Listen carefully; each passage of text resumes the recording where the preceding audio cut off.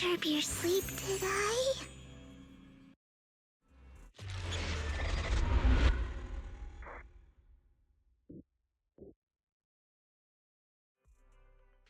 When I got here, the other Lord Phaethon said you were resting on the couch and just let me in. I meant to keep you company while you slept, but then I dozed off myself. Ugh. I was going to sit here looking super cute, hands cupping my face. You know, like the #1 sleepy face I want to wake up to pose. I can't believe I ended up falling asleep myself. What sleepy face? What pose? That was a lot of words in one breath. Are you sure you got enough sleep, Vivian? No, Lord Phaethon. I was just worried that I had disturbed your rest. Just being able to see you sleeping peacefully is already the highlight of my day. No, my entire month. Though it is a bit late, but... Good morning, Lord Phaethon. You're here super early today, Vivian. Is there something urgent? Mockingbird's death has stirred up quite the storm. I took some time to gather intel. It seems someone deliberately leaked the story that Hugo is an illegitimate child of the Ravenlock family. But I haven't found the... Could it be Hugo's uncle, Hartman? Maybe he's trying to turn people against Hugo and Mockingbird by playing the illegitimate child card. I suspected that too. He could be using Hugo's background to make people believe Mockingbird is to the upper class. Mockingbird may be insignificant, but it has a loyal following among regular folks. But after some digging, I was surprised to find that the public isn't turning on Hugo. They're actually starting to see him in a better light. Some people feel bad for him. Some relate to his struggles. And Hartman's the one getting all the heat. Public outcry against Hartman is growing, with many believing he murdered Hugo for his own selfish gain. Topps is hosting an industry summit this week, a responsibility usually handled by the Ravenlocks. But my sources tell me another family has taken over this year at the last minute. If I'm not mistaken, Topps is intentionally keeping its distance from the Ravenlock family due to the current public sentiment. Sounds like Hartman's in a pretty bad spot right now. But we know he's not the type to go down... And that's what worries me. Hartman, in all likelihood, must have taken the sacrifice core. And now that he has this bargaining chip, who knows what kind of deal he'll strike with the Exaltists. Sorry for interrupting, Vivian, but I need a quick word with Belle. Oh, no problem at all. I'm sure you have important faith in matters to discuss. Take your time. I'll just be waiting outside. We can't make our guest wait outside. Belle and I will step out instead. Oh, don't mind me, Lord Phaethon. I wanted to browse the videotapes anyway. I'll be right here. Just let me know when you're done. Belle, Lycon's outside the video store. He knows Vivian is with us, so he's hesitant about coming in. He's stressing over what he did to Hugo in front of Vivian, but he really needs to talk to us. Maybe you should go speak with him first. I'll go talk to Lycon. Honestly, neither he nor Vivian is at fault. As proxies, it's our job to be the bridge between them.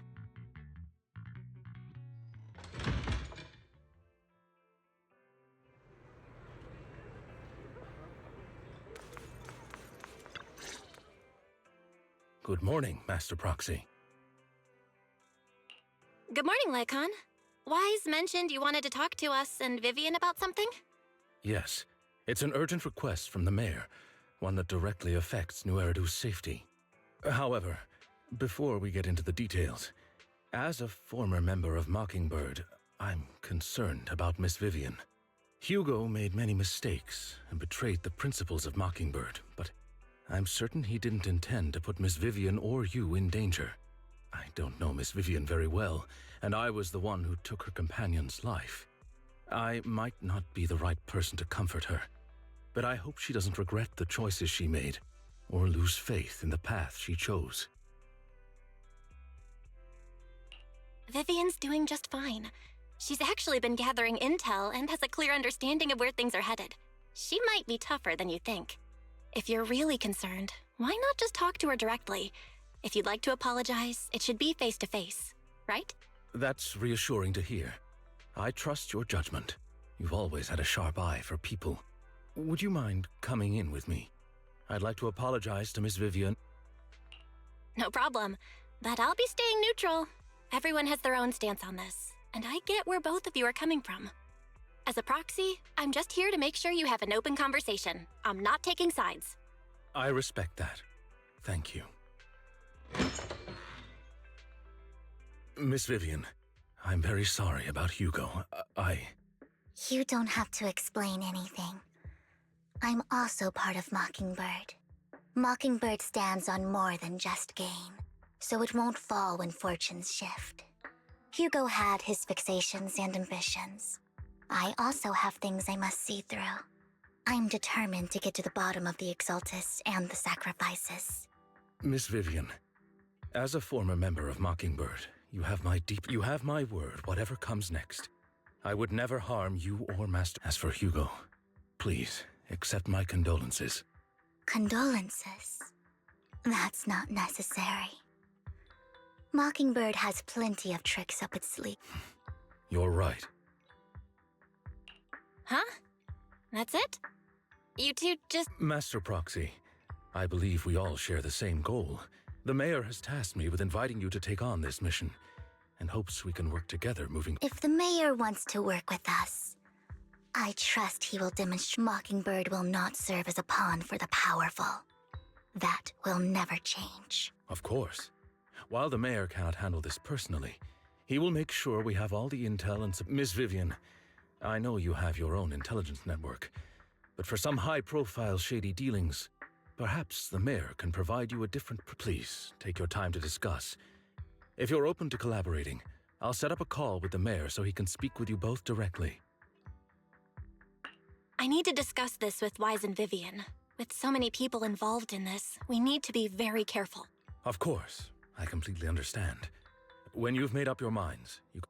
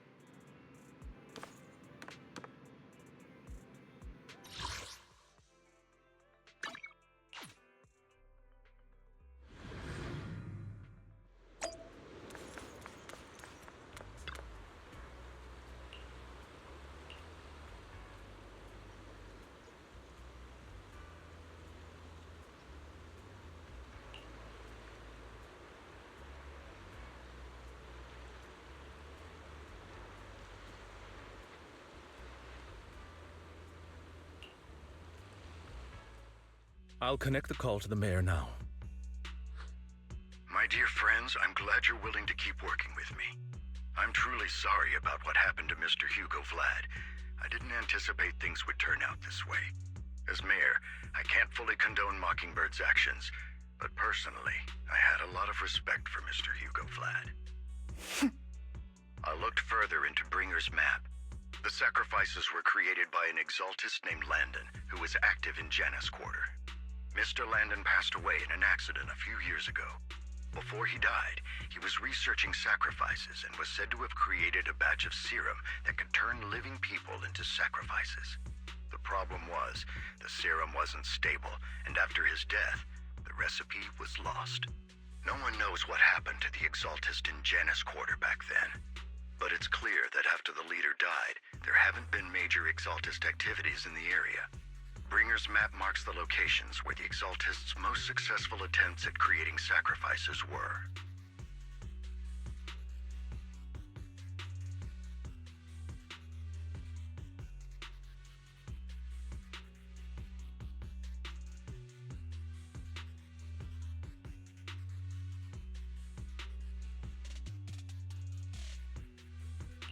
Since this person has already passed away, and the Exaltists haven't been active around here for a while, then Could it be that this is just Hartman acting on his own? Unfortunately, that's not the case. My sources confirmed that Hartman had been secretly in contact with someone, and they only meet inside the Hollow. Is it possible it's someone from TOPS? TOPS is a huge alliance of corporations. They wouldn't bother getting their hands dirty. Instead, they just sit back and reap the rewards. Everything Hartman is doing is to secure his place in TOPS and strengthen his power within the Ravenlock family. If my guess is correct, Hartman has gotten in touch with the remaining members of the Exaltists that used to follow Landon, helping them create new sacrifices. But what's in it for TOPS? There's no way the Exaltists would just hand over their secrets about sacrifices to Hartman, right? A sacrifice outbreak would throw the city into chaos. And that's when TOPS steps in, taking control of the situation on their terms. The public will see the mayor as incompetent, while TOPS comes off as the real protectors of the city.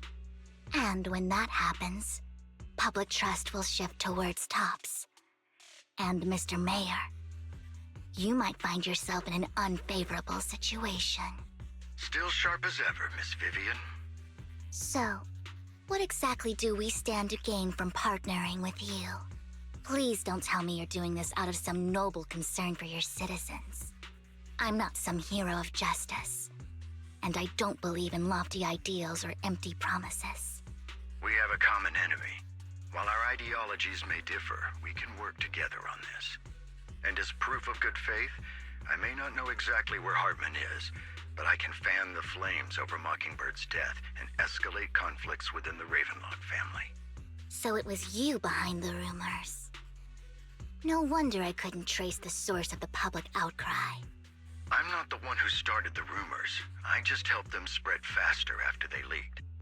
And I pulled a few strings to make sure the story painted Mr. Hugo Vlad as a heroic figure who was unfairly persecuted. As I said before, I had a lot of respect for him, and I'd be happy to clear his name.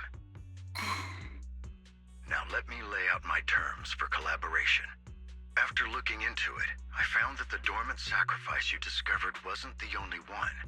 There are more places where sacrifices might be lying dormant. Too many eyes are on me right now, so I can't send my own men to deal with it. I'd like to ask you to retrieve the sacrifices from those locations. I'll make sure to dispose of them once you do, so no one will be able to use them again. On top of that, I've asked a friend to help monitor your physical condition, and maybe even uncover more of your potential, or research overlaps with your teacher's work. You don't need to worry about her capabilities. She's a Void Hunter rank special investigator.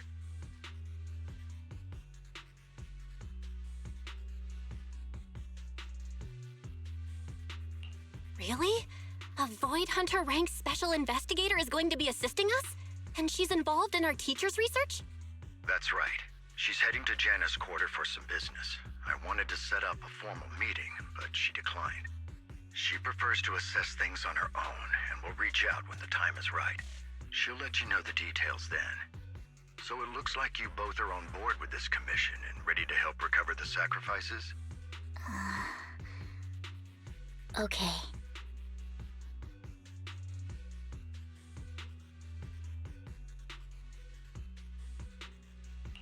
We don't want new Eridu falling into chaos either. We'll do what we can.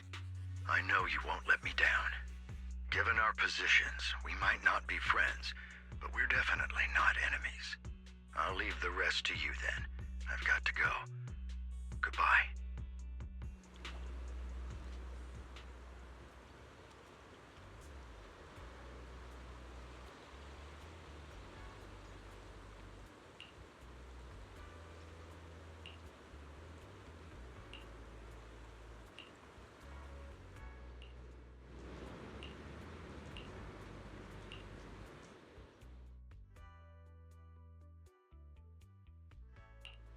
I would never turn down Lord Phaethon. This is the path I follow. Eradicate all evil. Take a deep. I hear the stage calling my name.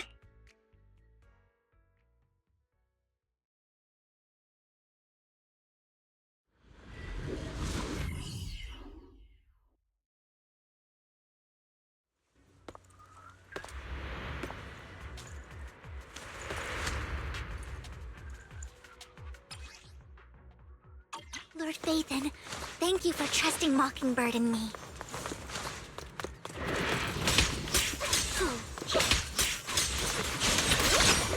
Oh, for Lord Phaethon! Look around! Don't touch...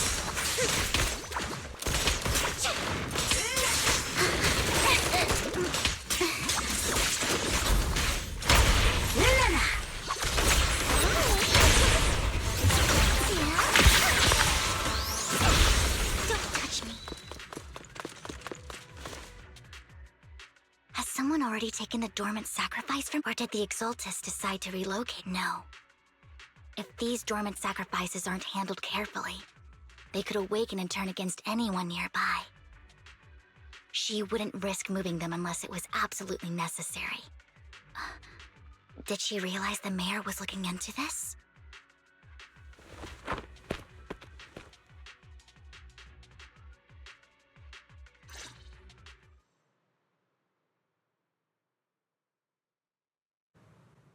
Did Hartman just make up this intel to get a shot working with us at Tops?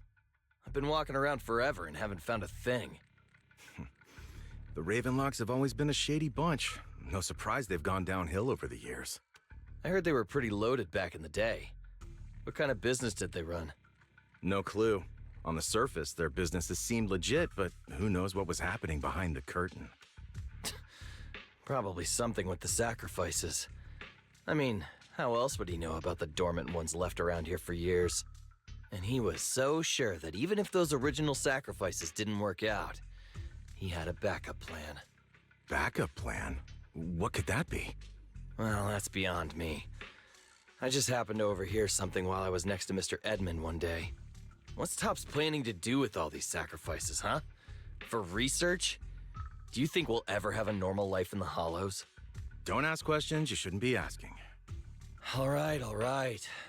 There's nothing here anyway. Let's leave the Hollow and report back on what we found. And we'll make it just in time to clock out for the fieldwork shift. Let's get out of here first.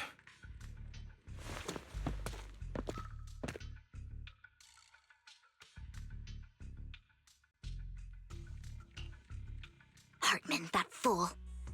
He'll do anything to get into Tops, even if it means playing with fire. She's an Exaltist. Human lives have never mattered to her.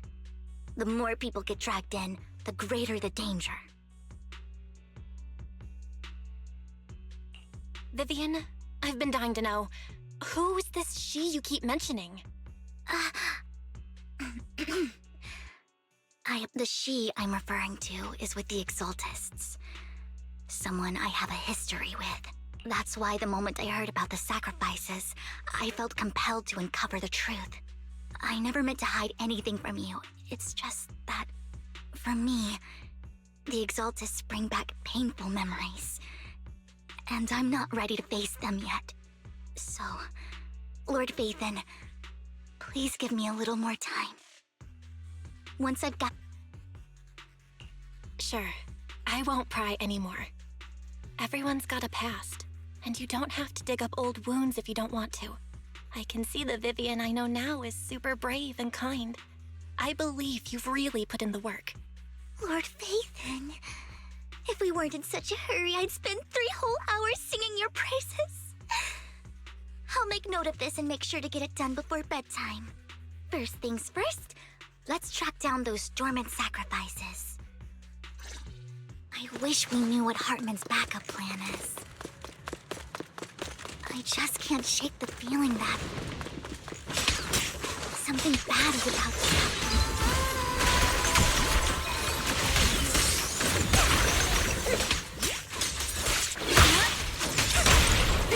What's up?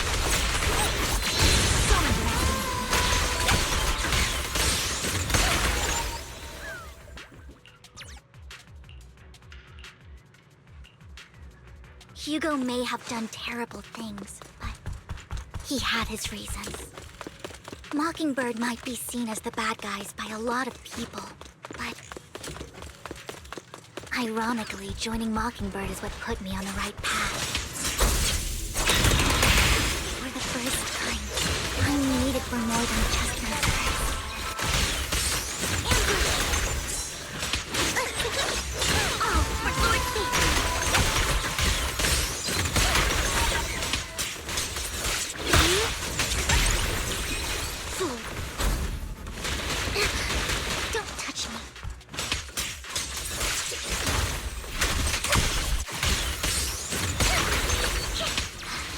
nothing here either.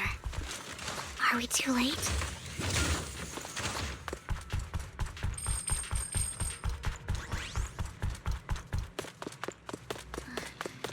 There's...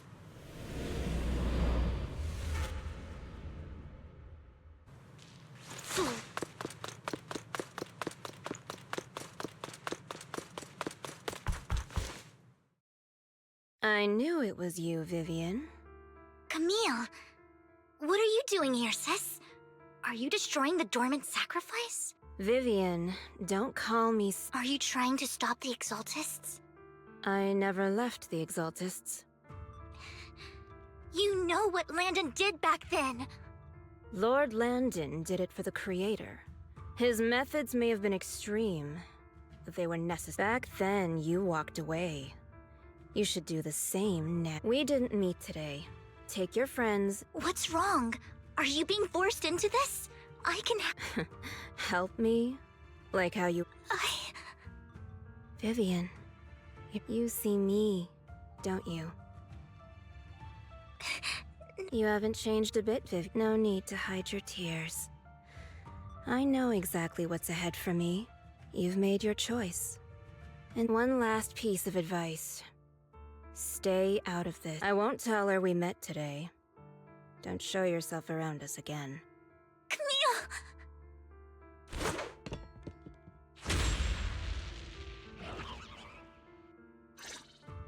Lord Nathan, watch out! I'll tell you what that was about later. Let's take care of the ethereals first.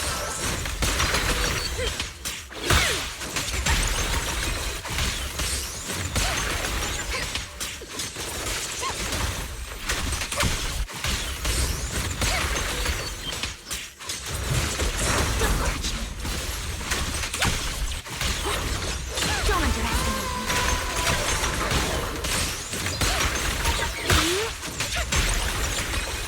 Notice me, Lord.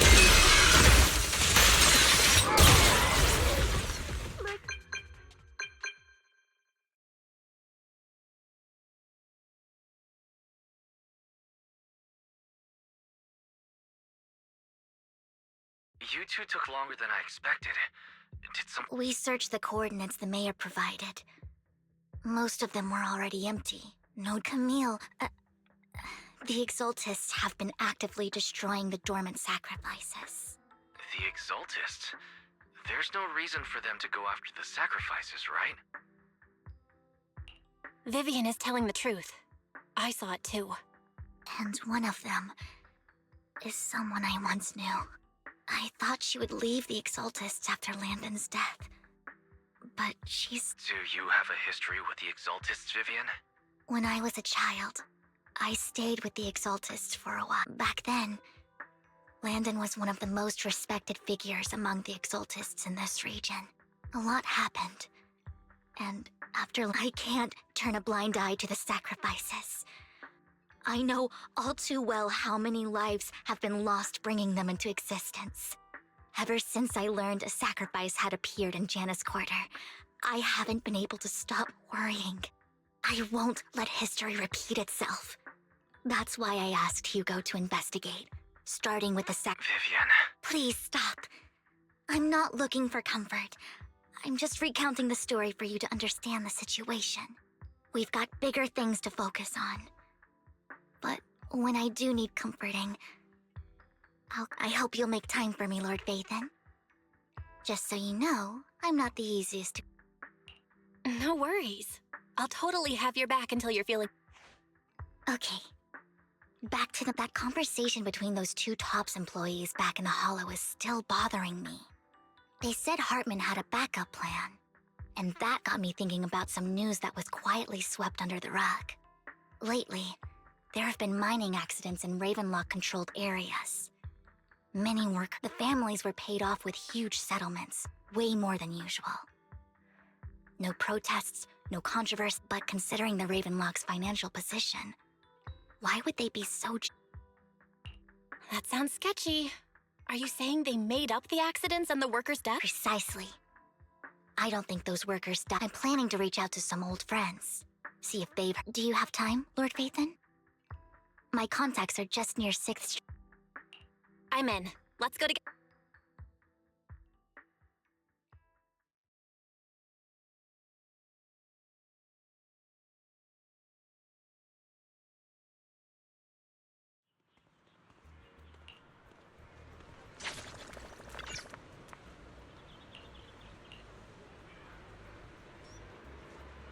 An old friend of mine said she has some new intel.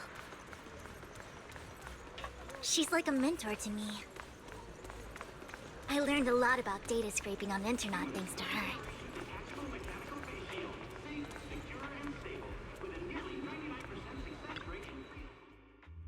Rain! Long time. Yeah, it's been a while. Rain? Yeah, Faithin. Long time no. Rain! You actually know that Lord Faithin is No, I mean, you actually know Belle is Lord... I didn't know right away. One time, I needed a favor from Nicole. I mean, who would expect a legendary proxy to be running a video store for a living? Rain! Let's not bring up old stuff. Lord Faithin... Why are you all tense? Right! Lord Faithin lives on 6th Street too. Remember when you traced that post on Internet to 6th Street and actually went and you came back all bummed, like there was only a black cat at the location and maybe your idol is actually a talking cat? I know that black cat. I'm always sneaking its snacks. Lord Faithin, please, let's try... Come on, Vivian. It's been years and you still won't say who your idol... If you'd just let me, I'd have tracked them down. I get it. You want to find the person who's important to you on your own. But you've tried so hard already. It's okay to lean on me a little, you know. I shouldn't have come... Huh? What? Hey, Rain. Vivian said you might have some new intel. All right, let's get down to business. Here's some... The Ravenlock family's claim that those missing workers... The last signal from those workers was near the Hollow. Then communication went dark. I think they were taken into the Hollow. And yesterday, I picked up that the Ravenlock family secretly hired some people to search the Hollow's perimeter. I caught a weird distress signal from someone and managed to track down the source. When I tried to reach out, the signal cut out. The last trace of the signal was near Lumina Square. Finding someone in real life isn't really my thing, so that's where you come in.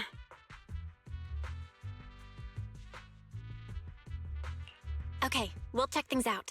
You just said this is something you're sure of. Do you have anything you are unsure about? I dug up some info online, and one thing stood out. A few days ago, there were some creepy sounds coming from an abandoned warehouse by the port. The place was locked up, so no one could see what was happening inside. Not sure if it's related to your search. If you don't find anything useful around here, it might be worth checking out. Well, that's all I have for you. Thank you, Rain. Don't get all emotional on me now. I'm just helping out a friend.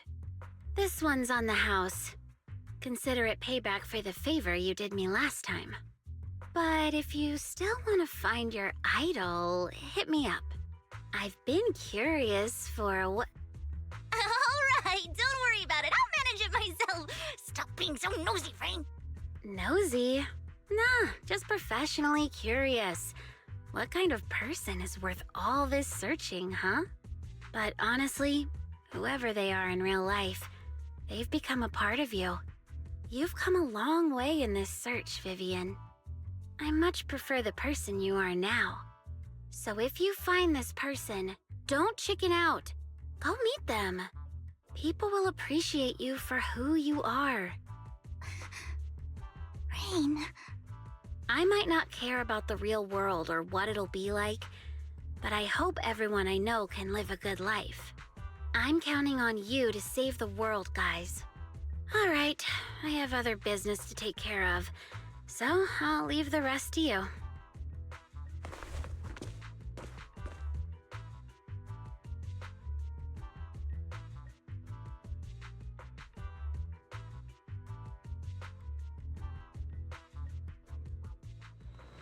Lord Faithin, please pay no mind to what Rain said. That big guy's up ahead. Let's hurry.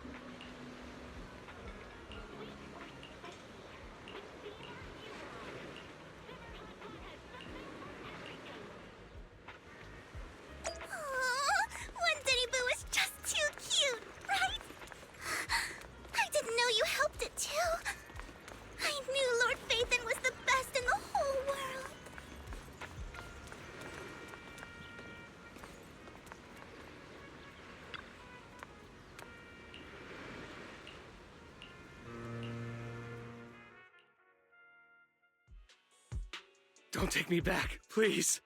I was wrong. I know I messed up. I don't want your money anymore. Please, no. Calm down. Who are you? I won't say anything. Just let me go. I don't know anything. I swear, I know nothing. We're not PubSec, the HIA, or the Ravenlock family. We won't force you into anything. There's no need to be afraid. What do you want from me then? We simply want to know where the Ravenlock family took you and what they made you do. I can't say. I can't tell you. I have a family. They'll hurt them. You never saw me. Please, just stop asking. Don't you wish to see your family? I don't deserve to see them. It's my fault.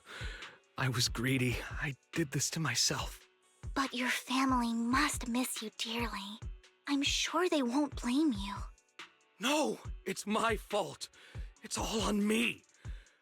I don't want to drag them into this.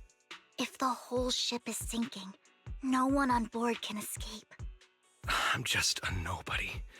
And right now, there's nothing I can do to change anything. If you care about your family and friends, now is your chance to stop the disaster before it's too late. Even a butterfly flapping its wings can send a tsunami surging across the ocean. No one knows how this will turn out. But if you do nothing now, the only thing waiting for you at the end will be regret. We're not here to turn you in, and we won't force you to confront them. You'll be safe with us. I'll help you return to your family. But you must tell us precisely what happened. Hartman offered a huge amount of money, looking for workers to go into the hollow to guard something. The money was way too good. We all kind of figured something wasn't right. I thought it was just smuggling or guarding some kind of illegal ether resources, so I signed up. After we sent in our applications, Hartman's men took us into the hollow. The first place we went, there was a strange box. When we got there, they handed us some pills, saying they'd improve our aptitude for ether, for us to last longer in the hollow. But after I took them, everything went fuzzy. Something was definitely off about those pills.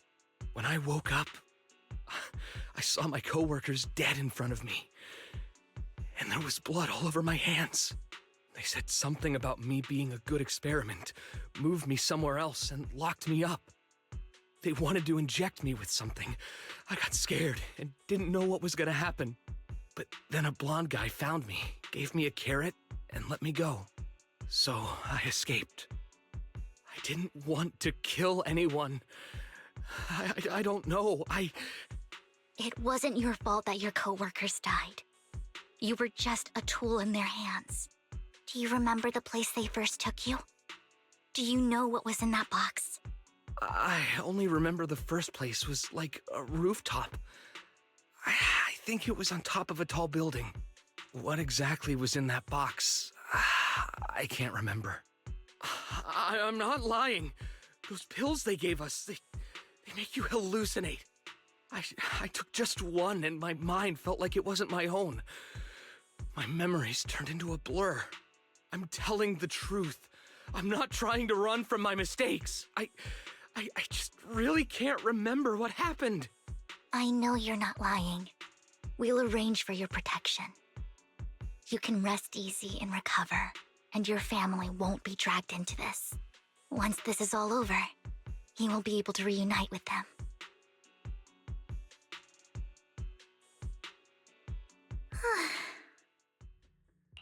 I've been meaning to say this for a while, Vivian. You're just so calm, totally different from the impression you gave me at first. Actually, I wasn't always like this. I used to run away when things got tough. There was even a point where I just wanted to disappear. As if my very existence was the source of suffering. I wondered. Perhaps leaving it all behind could put an end to the pain. Whoa. It's hard to imagine you like that. I mean, you had this super intimidating vibe when we first met. Well, I was on a mission at the auction when we first met. And just as Rain said, I've come a long way from who I used to be.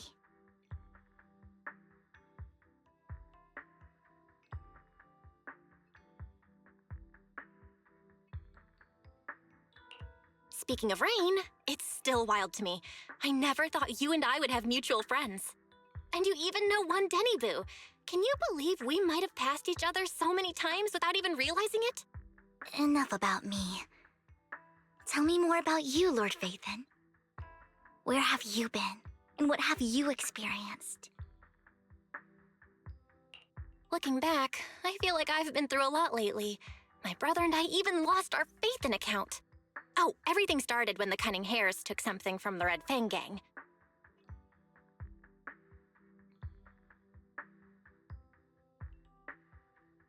I remember it should be around here. That store's been sitting in my favorites for ages.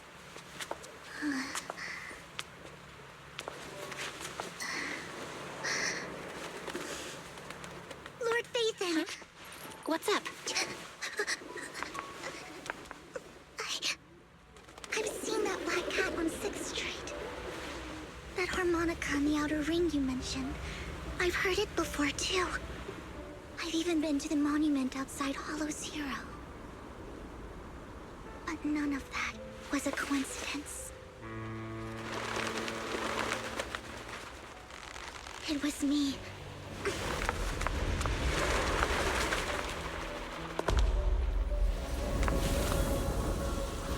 Following you, and now I've finally made it to your side.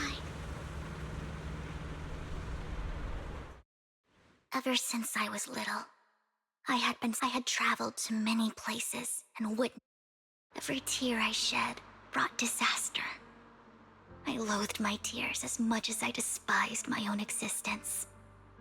Wherever I stayed, tragedy followed.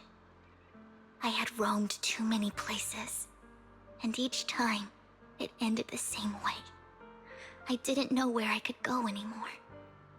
One night, I stumbled upon a post discussing me. Whether they knew me or not, everyone seemed convinced that I was the source of the curse. Some mocked me with cruel intent. Some wished I would vanish, and others speculated maliciously. It really seemed that my very existence was a disaster.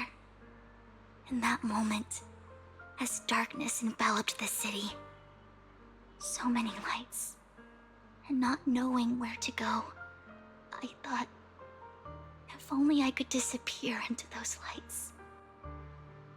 I made up my mind. And right then, my phone rang. I decided to take one last look. I wanted to know who left me my final message from this world.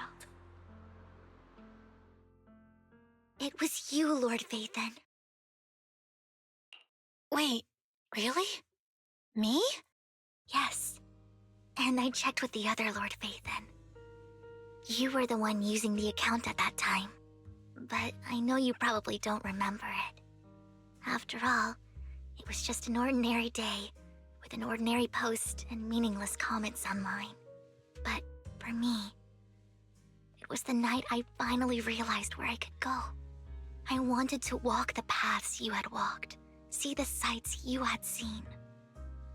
And then, one day, share it all with you, face to face. What did I even say in that comment? I can't remember off the top of my head. Well, you'll have to figure it out for yourself. I'm not telling you. Huh? No! So, Lord Vathan, thank you. Not only for that comment you made that day, which was a silver lining for me, but also for giving me the courage to become who I am today. The Vivian standing right in front of you now. Lord Vathan, I truly like who I've become.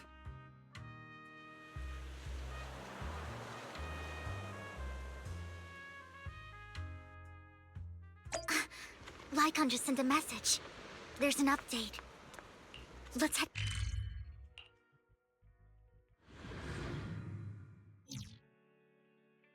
Belle, you're back.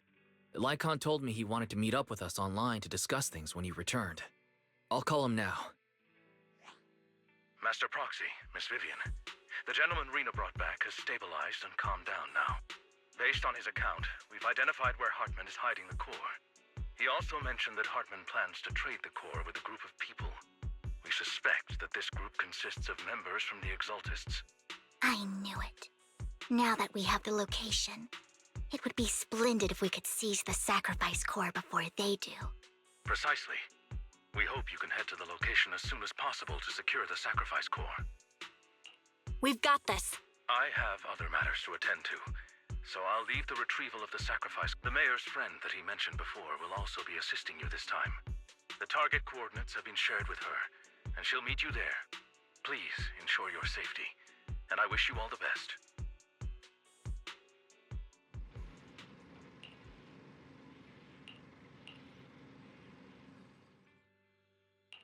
Good day, Lord Vathan. Take a deep breath. I'm curious to see the audience's reaction.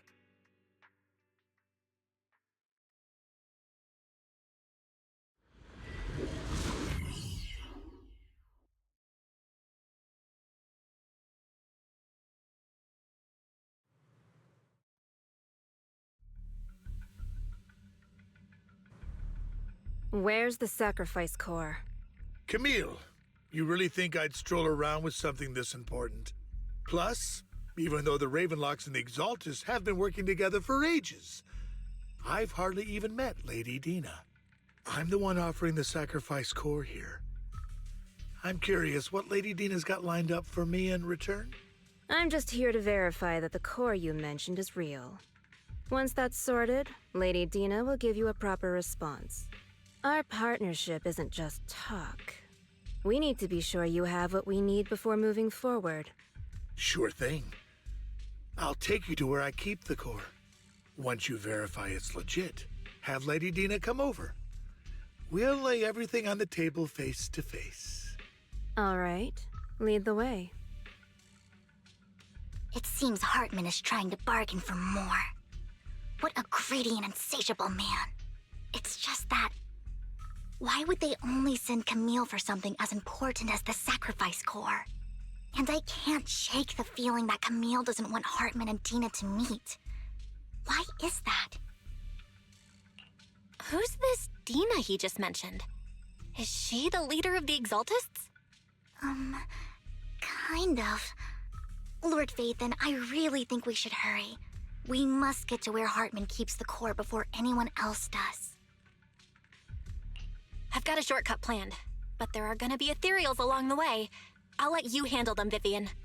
Don't worry, Lord Vathan. You're in capable hands. I'll ensure your safety. Ethereal! Stay away from Lord Vathan!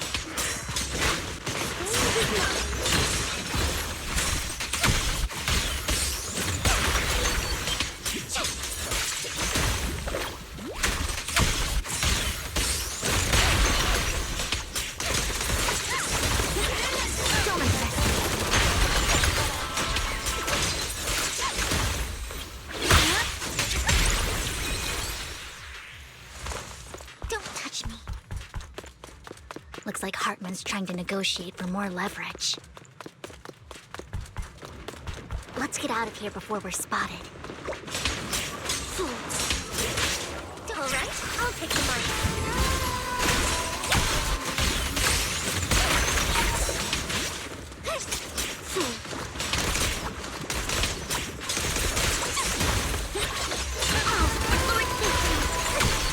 Keep your filthy hands off. Let's keep moving, Lord Phaethon.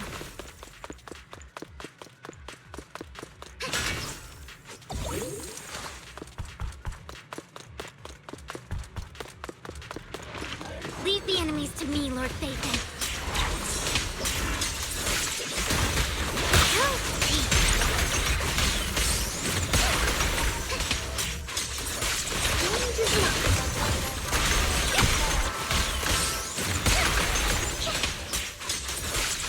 Don't touch me.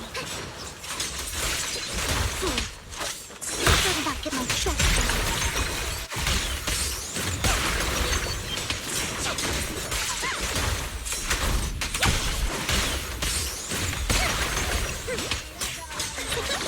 Don't underestimate me.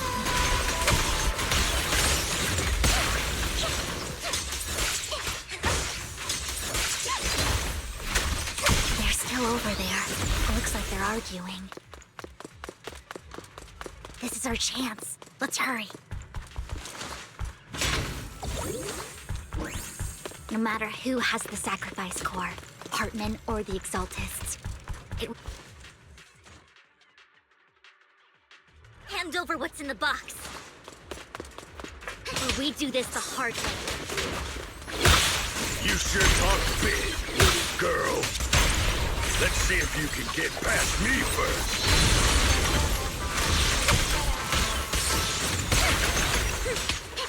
Who dares get between me and Lord Phaethon? Let's hurry and secure the sacrifice core. Lord Phaethon, so Hartman never kept the core here to begin with? How did you even find your way here? Where's the core in the box? What?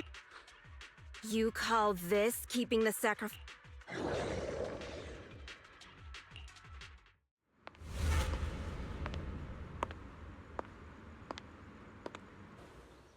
Vivian, it's been ages. Dina! Oh my, you actually remember me. So sweet. Look at you, thriving. I thought you'd totally forgotten about our past. So, tell me, do you ever dream about the people you've killed? Are they crying in your head all night? Back then, I had no idea. You had no idea? While you were soaking up all that love from your daddy and everyone else, you had no idea what was going on? I wasn't... Lady Dina, Miss Vivian didn't actually... Camille, when did I say you could meet up with Hartman today? I just wanted to make sure the sacrifice core is legit. I was worried Hartman might try to pull a fast one on us. Really? So loyal. I thought you'd be more like the old days. Just a few words from Vivian, and you'd be plotting my demise. Just like what you did with Father. I won't, Lady Dina. Don't even think about betraying me, Camille. You owe me for what went down back then. However, I do understand your worries. This core, it's fake. No way! I got this straight from Hugo. It can't be fake. How can you just claim it's fake without any proof? Ugh, seriously?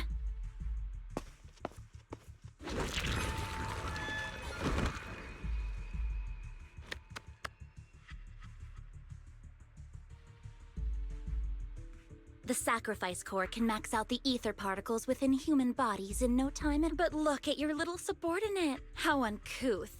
He's making noises like some animal. Can you shut him up? Some masterpiece Father made for the Creator? Isn't this worthless piece of junk your— So, the real core... Vivian, where do you— I don't know. If I knew where the real core was, I'd destroy it without a sec... Dina, you understand what the sacrifices are. And you know those who were blessed should not have to endure such horrors.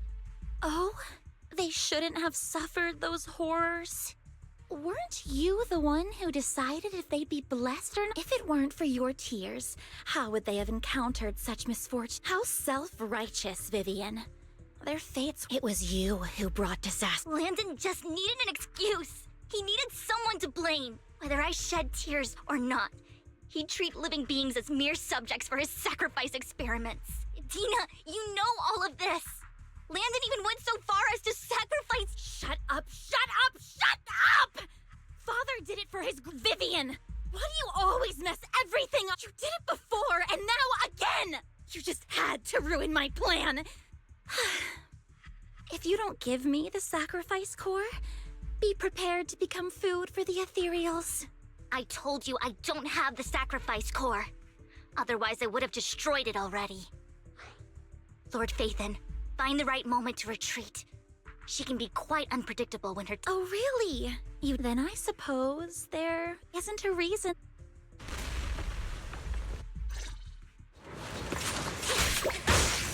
More ethereals are coming.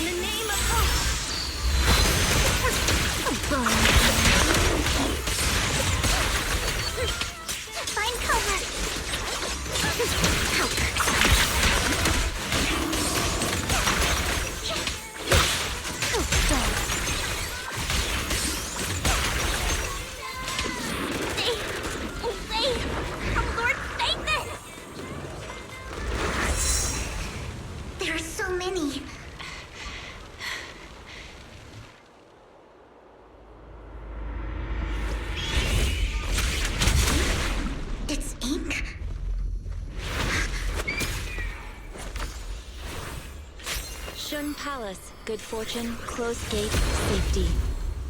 What? An evil miasma gathers here. Another place of conflict.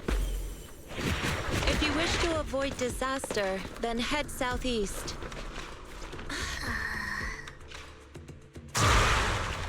Now! Thank you.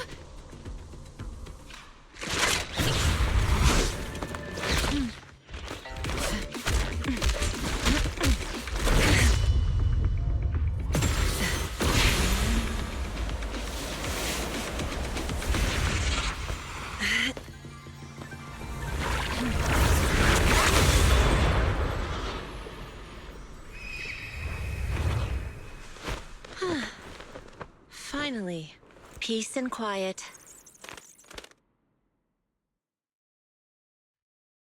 You must be Belle, right?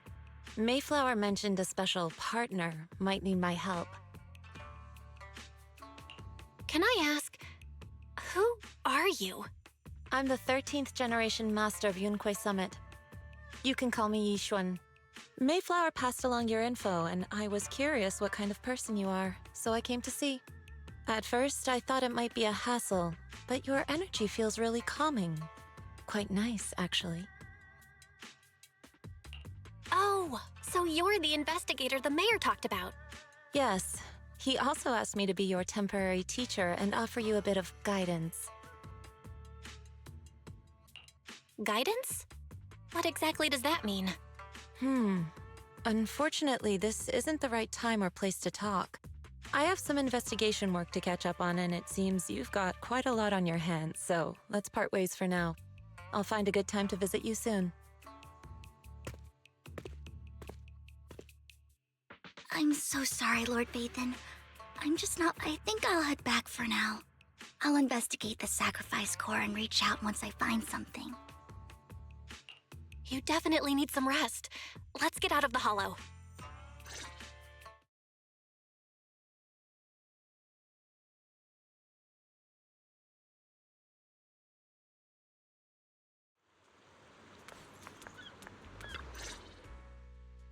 Lord Vathan, are you going to rest now? I'm not in a hurry to get back. You've been kind of off since we got out, and it's got me worried. If something's bugging you, just spill it if you want to. I'm a pretty good listener, you know. I didn't mean to keep my past from you, Lord Vathan. When I was little, people thought I brought misfortune, so no matter where I went, no one wanted me around for long. Then, one day, Landon adopted me and brought me to the Exaltists. There, I met Dina, who was so kind to me, treating me like a dear sister. She told me her father, Landon, was a great man who'd one day make everyone stop fearing the Hollows, so all life could live freely inside and outside of them. Dina helped Landon pick people for the blessing, and everyone in the Exaltists respected her greatly.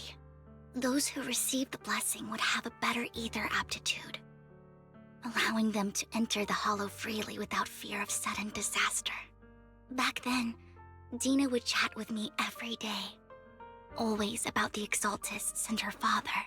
But things between us shifted when Landon asked me to step in for Dina.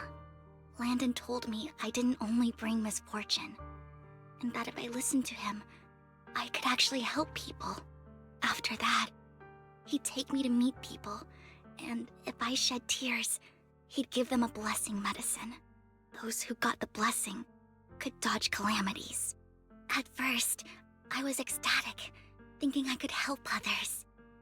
I shared my joy with Dina, but that was when she started to pull away from me. The blessing medicine. Please tell me that wasn't the sacrifice serum bringer. Yes. To be precise, it was an early version of the sacrifice serum. The medicine Landon developed could boost abilities quickly, but also sped up the development of ether corruption. In the end, most people turned into ethereals, and a few became sacrifices, losing. The ethereals were killed while the sacrifices were given to the higher-ups of the Exaltists.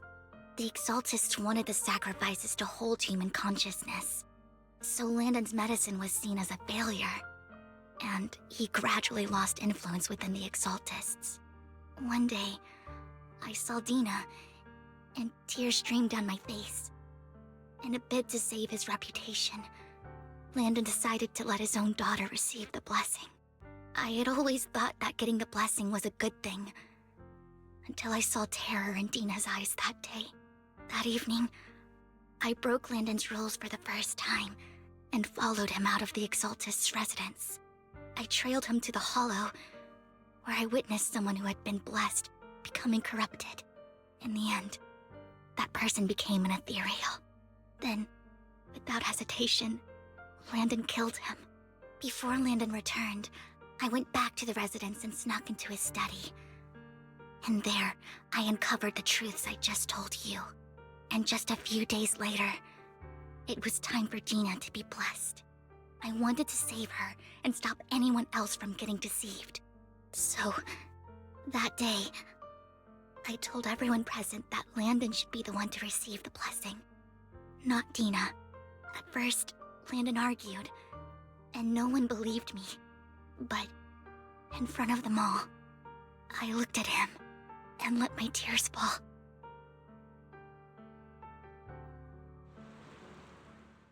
Lord Landon, please accept the blessing. Vivian, you... Why won't you accept the blessing? Were you lying to us? Ungrateful fools! You have no use anymore! Liar! Run! Run! Dina!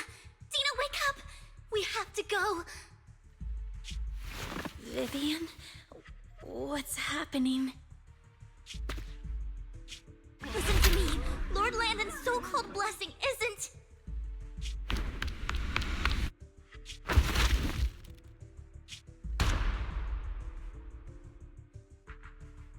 Father!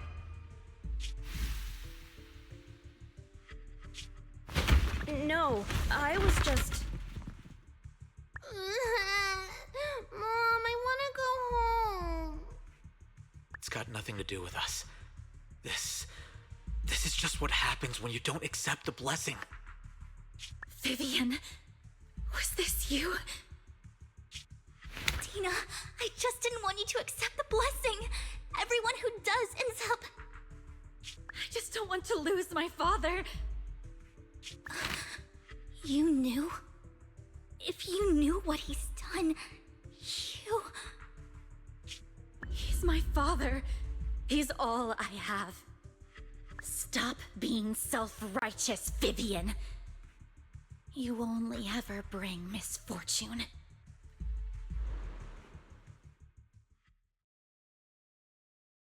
I thought once Landon was gone, Dina would leave the Exaltists. I never expected her to continue his research, or that Camille would stay. Camille lost her entire family in a hollow disaster, so she's always supported the Exaltists. She's not a bad person. She's just someone searching for hope. She joined the Exaltists very early on, and even watched Dina grow up. That day, she was just so desperate to save Dina that she... All these years, she's been following Dina, taking care of everything out of guilt, I think. But I didn't just fail to save Dina. I trapped her. I see misfortune approaching, but I can never change its course or avoid the bad ending. Maybe I really am a bringer of misfortune. No way. You're not the one bringing bad luck. Whatever went down with the Exaltists, Landon used you. As for Dina and Camille, they know the truth, and they just made their choices. The hollows and the disasters they caused took more than just their loved ones. But not all survivors cling to obsession and hatred like they do. Lord Phaethon. You need to believe in yourself. You're currently resolving the sacrifice crisis with your own effort. I remember you saying you really like yourself now. So what's changed? Yes, that'll always be true. Thank you for listening to my story today. Years have gone by, but I've never had the courage to face all this. Maybe Dina and I were meant to meet today, so I could finally spill it all out. It lightens my heart a little. Lord Phaethon, you truly are a wonderful listener. Whenever you're feeling down, don't hesitate to come to me. I will. It's been such a long day. You must be exhausted. I'll track down the location of the sacrifice core and let you know what I find. Good night, Lord Phaethon.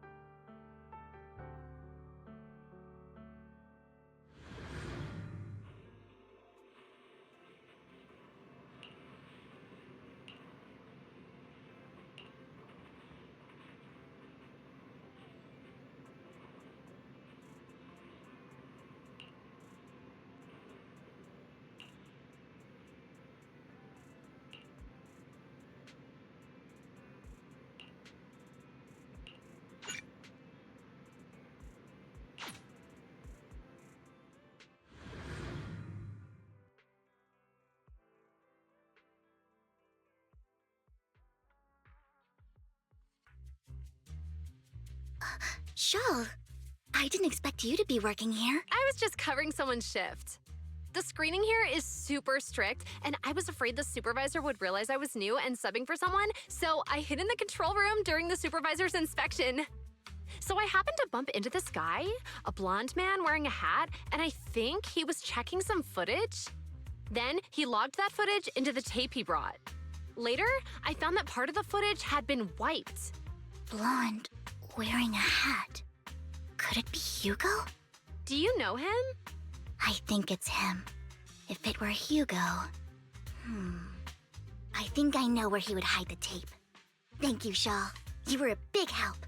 Great! You also helped me a lot when I started working. I used to make mistakes all the time. If it weren't for you cleaning up my messes, I would have been fired ages ago. So, all right, go ahead and do what you need to do. We'll catch up another time.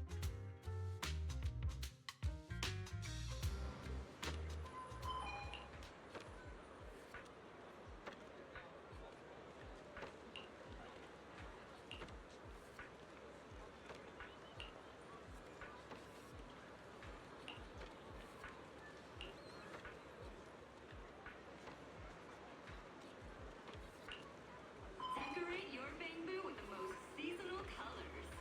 Janus Quarter's largest bamboo paint distribution center offers over 90 color options.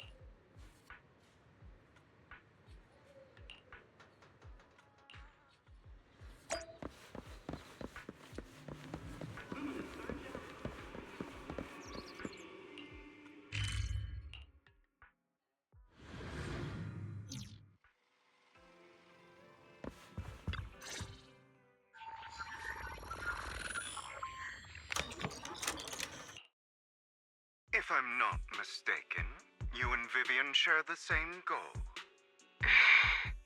Silence is no good for negotiation. I just don't want Dina to reach a point of no return. Hasn't she already reached that point with what she's doing? The formula for the Landon serum was lost, but a batch survived, and Dina was able to develop a substance that can be used for mind control. She's trying to combine the two to make sacrifices that would obey human commands. If the dormant sacrifice and the remaining Landon serum are destroyed, we can put an end to this. Dina's concoction can't create sacrifices on its own. And the sacrifice core? That belongs to the creator, not her. Although I find Landon's methods despicable, I can't deny the creator are leading us in the right direction. I just don't want Dina to spend her life trapped by her father's mistakes. I mean, no offense, but I find your protectiveness rather weird. I will confirm the location of the dormant sacrifice and find the chance to relay the information to you. I do not want any of my people to be going into danger. As for the sacrifice core, I can only guarantee that it will not fall into her hands. As for how things will ultimately play out, The Creator will guide me.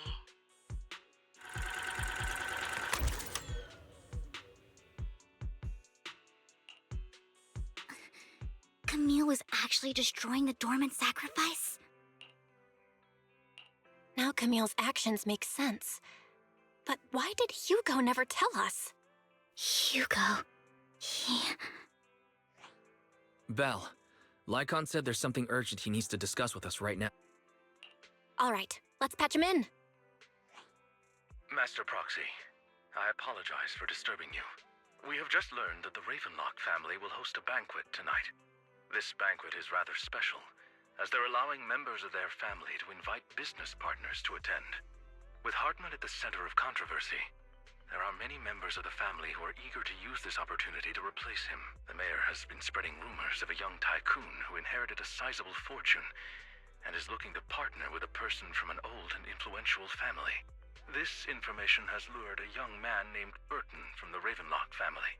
So, you want me to pose as this tycoon and use Burton to infiltrate the banquet? Correct. And Hartman's study is also located within the venue. I see. Hartman's study might hold valuable information. So, what should I do? You can attend as her +1. +1? Lord Phaethon, please go with me! Master Proxy, it seems Miss Vivian requires your presence, so... Yes, just your presence will help me immensely! All right, then let's go together. I'll send you the time and place for the meeting with Burton. If you encounter any danger, please evacuate immediately or contact me for backup. I hope everything goes well for you tonight.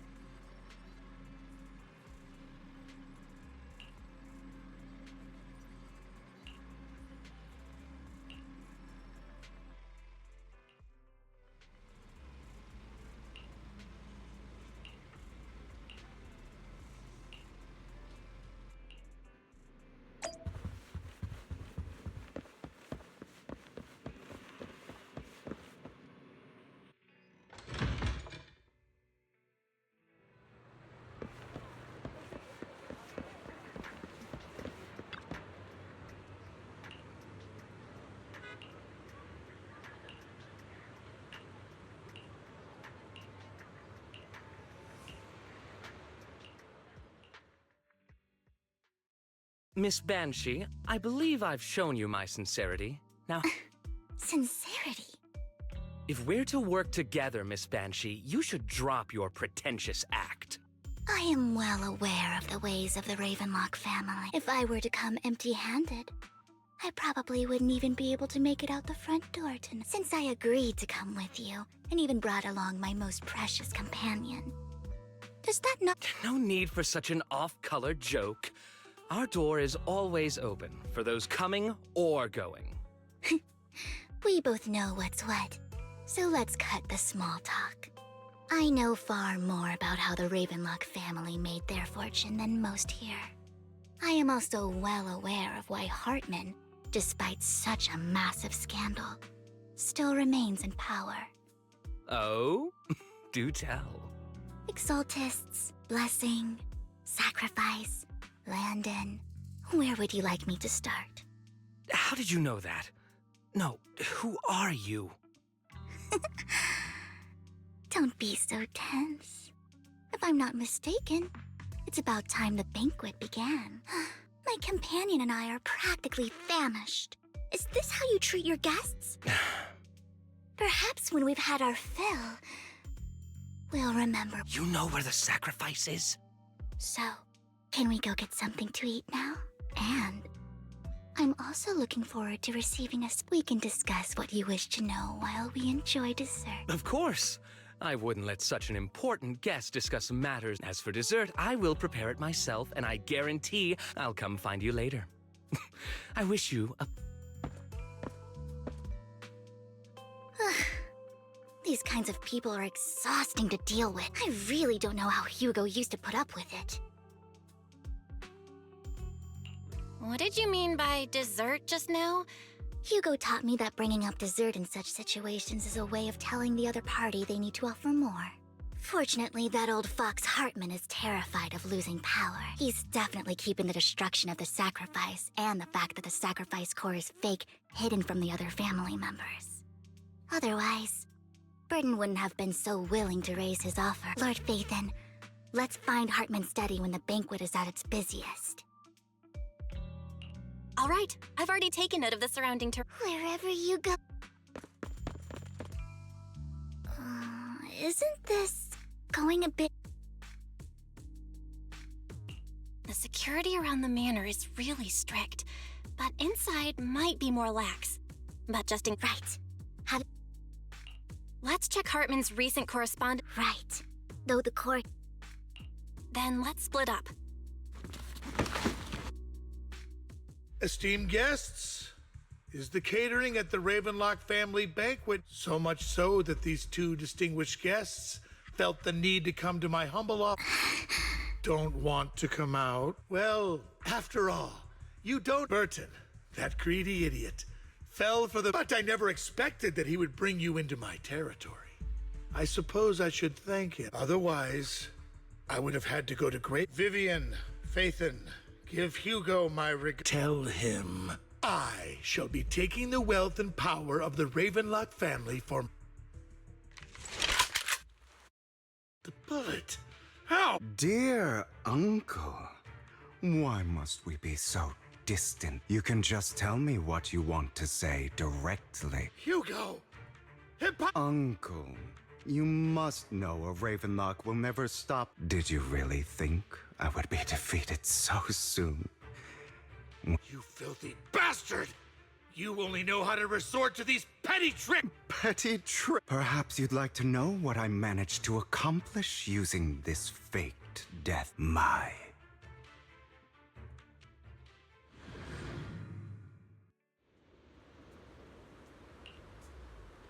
Faking my own death. Hope it's all worth the theatrics in the end. It was just to keep Hartman off my back, but maybe I went a little overboard. The manager must be pretty shaken up. I should apologize at some point. Guess I'll also bring Lycon along. He's my partner. You're taking longer to rest than I expected. Lycon, you think too highly of my physical capabilities. Well, thank you for your cooperation. I must say, if nothing else, at least your acting skills have improved. Why do you look so angry? You should be happy. We pulled that off together with flawless teamwork and managed to fool everyone. Drop your foolish facade. I'm glad you still remember the code we set all those years ago. And thank you for ensuring your sleight of hand didn't deteriorate. Oh, right. I should also thank the blood bag hidden in my clothes and our other props. Do you remember when we last used this trick? It was probably ages ago. Sometimes I really don't understand you. Have you never thought about what the consequences would be if I didn't understand your code? If I decided against helping you? Or if I just couldn't control my strength properly? You'd understand it. Of course, if things really did go awry, I had alternative plans. You wouldn't be so arrogant as to think I'd bet everything on you, would you? You're insane. Aw, I'm flattered. So what exactly is the purpose behind all this? Surely after going to such great lengths to erase your own existence, you don't just plan to hide here and reminisce about the past with me. Don't try to brush this off. I've already helped you enact your plan. Tell me the truth. Don't get your tail in a twist. I have more plans that require your assistance, so naturally I would not hide anything from you. Simply put, as things stand, whether as Hugo Vlad or as Mockingbird, I am doomed to die.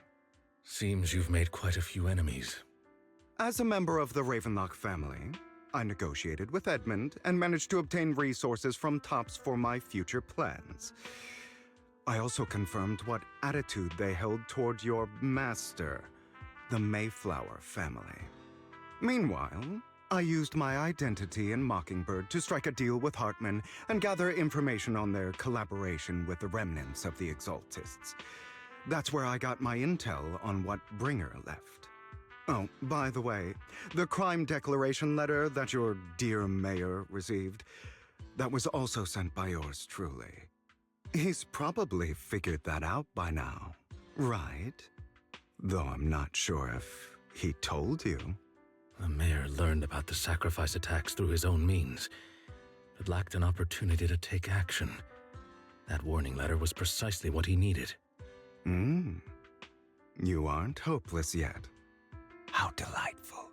In short, I'm more well-informed than your lot because I get around, dealing with all these different important figures. But of course, it comes at a cost, it's only fair. After all, you can't hide the smoke from a wildfire. Rather than trying to carefully tame it and risk setting yourself alight, it's better to let it burn free. When I helped you put on your little act, killing you in front of everyone, you left the sacrifice core to Hartman. That was intentional too, then? Oh, yes. And it worked like a charm, didn't it? Now no one cares for me anymore, and all eyes are on Hartman. A perfect situation for keeping the Ravenlock family in check while dealing a cutting blow to the Exaltists behind them. Another crucial point is Vivian and Phaethon. I must sever any ties they have with me or Mockingbird. Although I feel bad for Phaethon about what happened, but it had to be done. That's the only way they would be safe, allowing the plan to continue.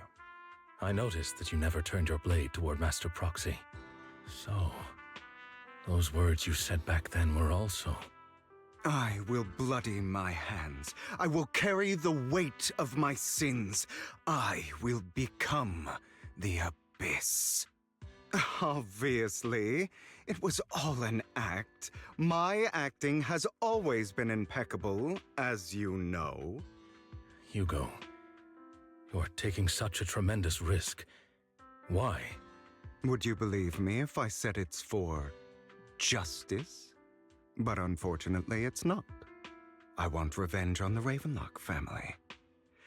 And I will make sure that despicable excuse for a human being, Hartman, suffers a slow, torturous end. Of course, I also promised Vivian that I would help her investigate the whole thing with the Exaltists. That's all. You don't look too good. Is it your wounds? No. This is the first problem I plan to resolve. Lycon, do you have a place that is sufficiently discreet, quiet, and can take a lot of damage?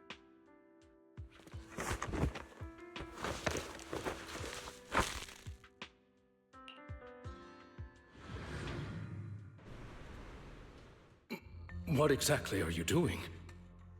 Don't look at me like that. If I didn't have to do this, I wouldn't. Hartman recently obtained a bizarre substance, most likely from those crazy Exaltists. After use, it allows control of the victim's mind, to some extent. You were dosed with it?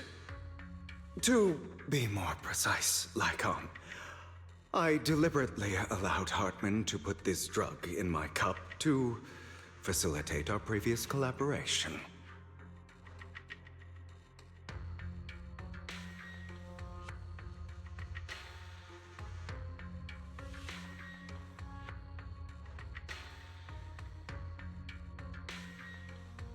After finding out about it, I quickly found someone to help analyze its composition. The good news is he gave me a very low dosage, perhaps because he was afraid I might notice. There's a different medication that can delay its onset, preventing me from actually being under his control. I simply need to put on a show in front of my dear uncle. The bad news is that currently there is no antidote. When I delay those effects, however, they will accumulate and erupt when my body reaches its limit. It may even break my mind. And that's exactly what's happening now. I need to endure those accumulated consequences. So, I will lock myself in this room for however long that takes. I've tied my limbs to prevent me from smashing this place or accidentally hurting myself. Anyway, after you leave, do not open this door, no matter what you hear. I recommend seeking professional medical assistance. This is advice I received from a doctor. Or are you saying you don't believe I can make it? So, I can't. Come find me here at the scheduled time. All you need to do is smile and await my victory. What if I want to stop you? You know you won't succeed. You never have. And you never will. Well, time is short. Let's begin. I understand. Don't die, you stupid bastard.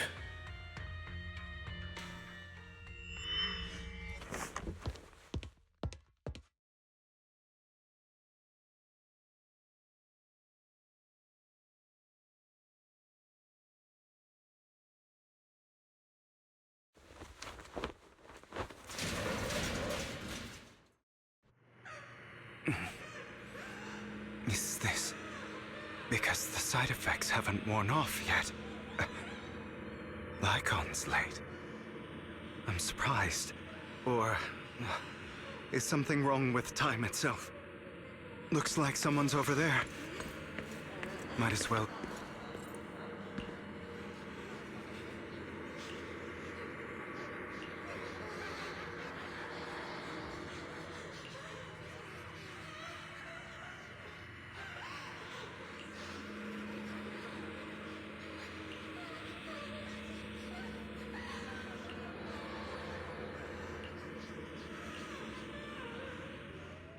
It's all your fault. I wish I had never given birth to you!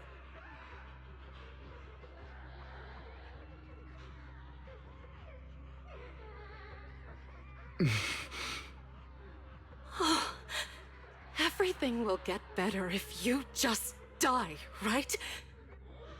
If you die, he'll come back. We'll have another, more perfect child. One who will inherit the Ravenlock family bloodline. Then I'll be able to escape this pain. So, Hugo, for the sake of Mommy's happiness, just die, okay?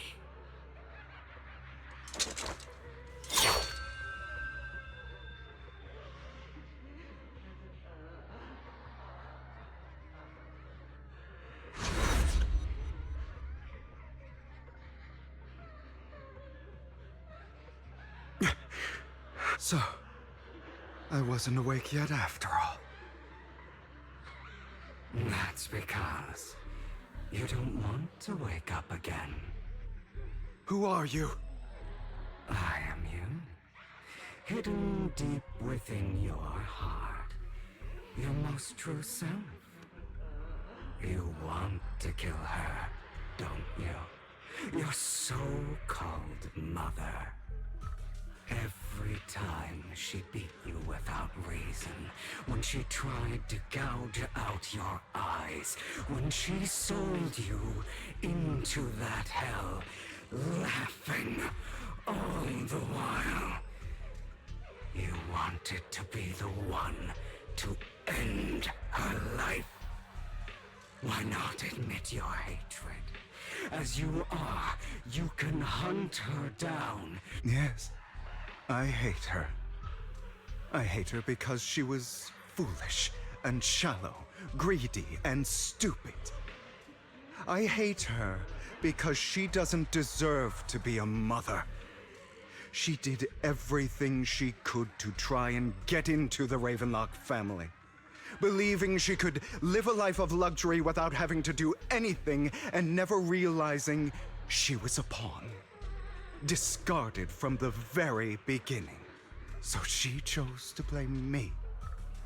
Blame me for my heterochromia. Blame me for my very existence. But I won't kill her, because I know it won't change anything. She was incapable of loving me, just as she is incapable of loving herself. Have you been brainwashed by that dog?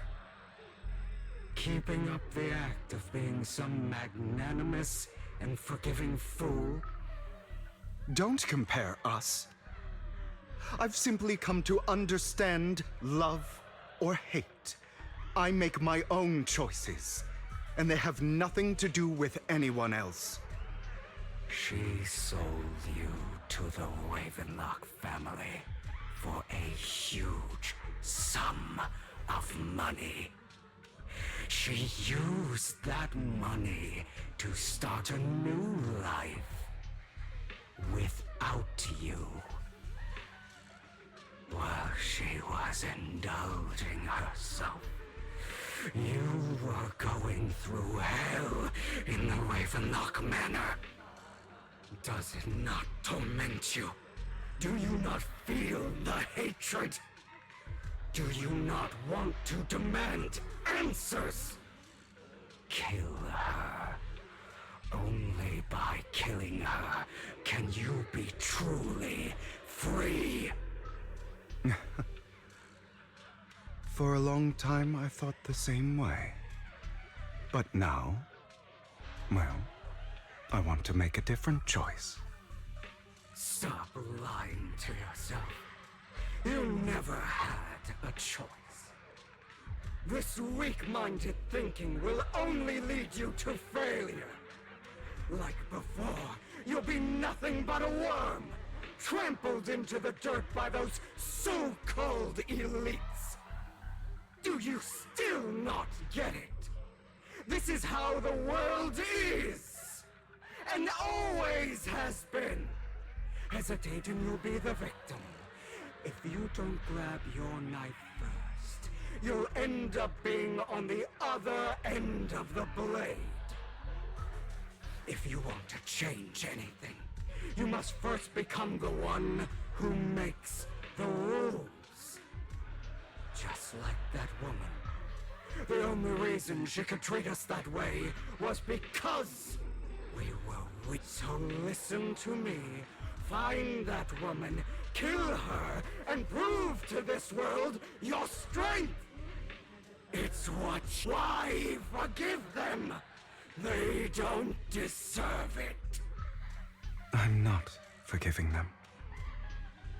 Or rather, I don't care about them. They don't even matter, at least not yet. You know, perhaps the person I hate the most, the one I truly cannot forgive, has never been someone else, but rather my weak, powerless past self who could do nothing but hide inside a closet and cry. I hate myself for having neither the strength nor the courage to resist. I hate myself for begging for so-called familial love, even after being treated so terribly. I hate that despite the pain of my wounds, I still hope to receive the carrot and not the stick. And that me is you. correct? So, I forgive you. I forgive myself. You'll regret this, fool. Your pretty words mean nothing. You will ultimately return here to me.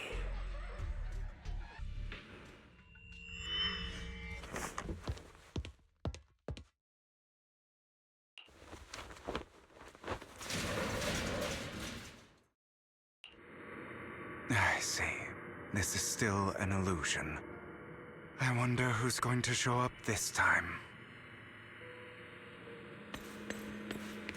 Brother!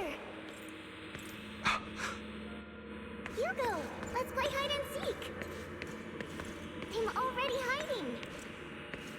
You'll find me, right? Like you always do! Serena.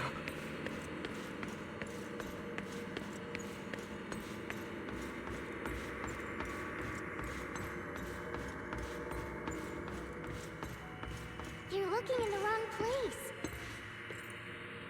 I found an even better hiding spot this time. Harder to find than any place you showed me. Hey, Hugo. Do you ever wonder why I had to die? It was because of me. That's right. It was because of you. It's all your fault. If only you didn't exist, I wouldn't have had to suffer.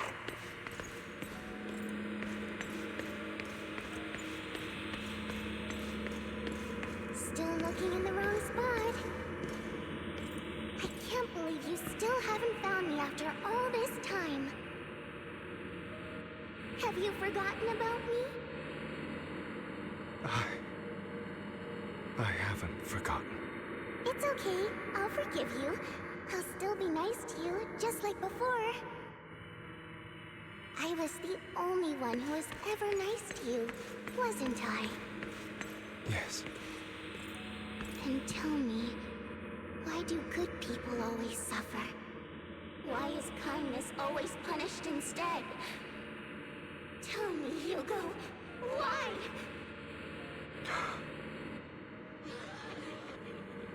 Hugo, are you lost?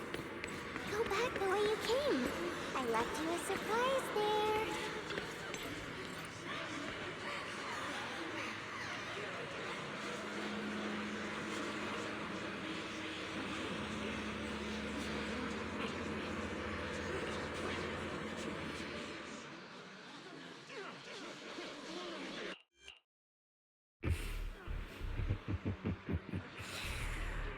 I told you that you would eventually return. We meet again, my friend. I told you, I am you. A side of you that you've always tried to deny existed.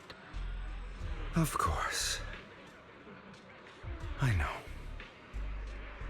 This time it's about Serena. Right? Yes, your half-sister. And the only child in the Ravenlock family who was kind to you. Unfortunately,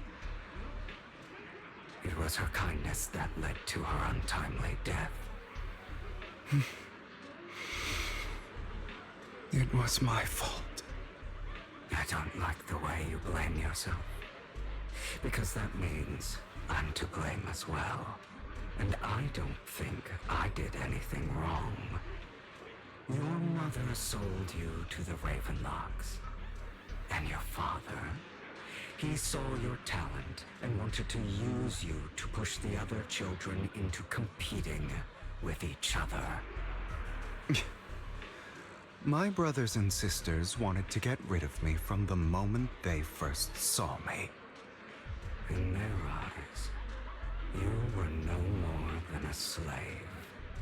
But Serena dared to treat you, a slave, as if you were human. And so, she was was fated to die. They tried to kill me. Many times. But I was careful. And they did not succeed. So they killed Serena, who was weaker, an easier target, and pinned everything on you.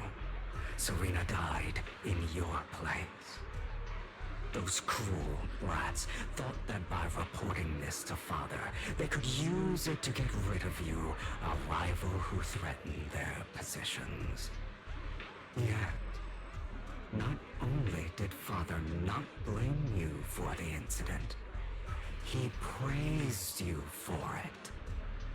In this world, only the ruthless, cruel, and merciless can stand at the top. And that's exactly what you managed to live up to, no? You found a perfect opportunity thereafter to catch the ringleader of the group who framed you and almost beat him to death.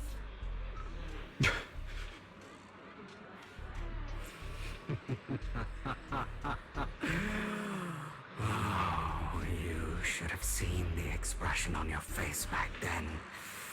Oh, crazed and manic with utmost delight. I don't remember that.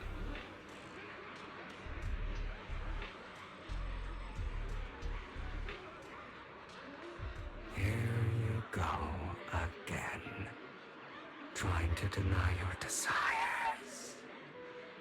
Deep down inside, you've always wondered, asking yourself why these evil people never got the punishment they deserve. Why the world is so unfair. Don't you want to rip them to shreds? Just like that day when you beat that boy's face into the dirt until he was barely recognizable. His disgusting blood staining your fists. Recall your exhilaration, your cathartic release of rage, that outpour of hatred. That victory belongs to you. You deserve it. Those brothers and sisters of mine are all dead. I cannot take revenge against the long deceased. They died by Hartman's hand. Dying in the power struggle to become the Ravenlock family's heir, rather than by our side.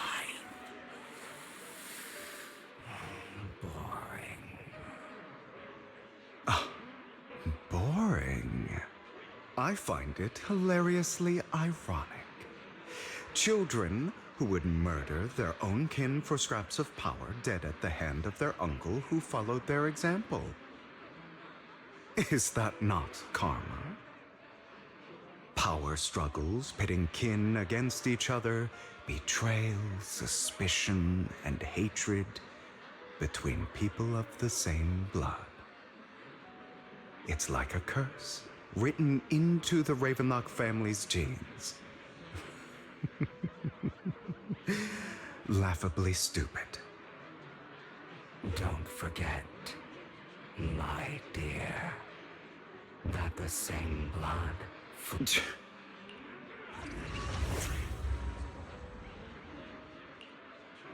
That's right, my dear nephew. No matter how much you deny it, the blood of the Ravenlock family flows. Survival of the fittest.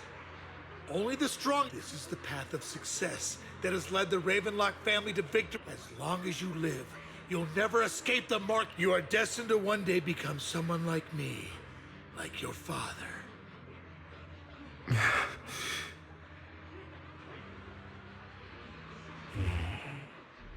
Is that fear I sense?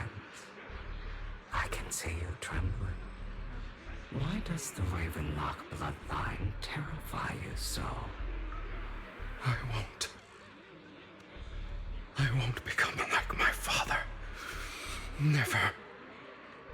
You won't become a failure like him.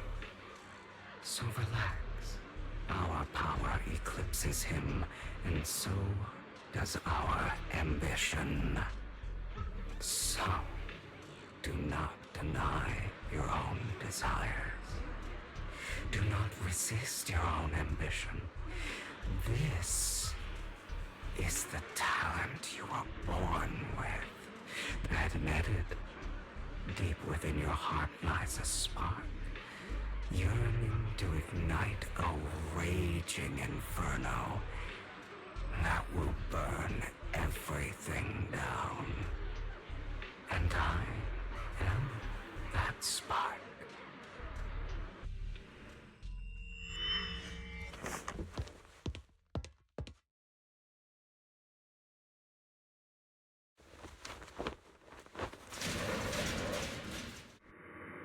Lycon. Never thought I'd be this genuinely thankful to see you. Seeing you means this never-ending nightmare is finally...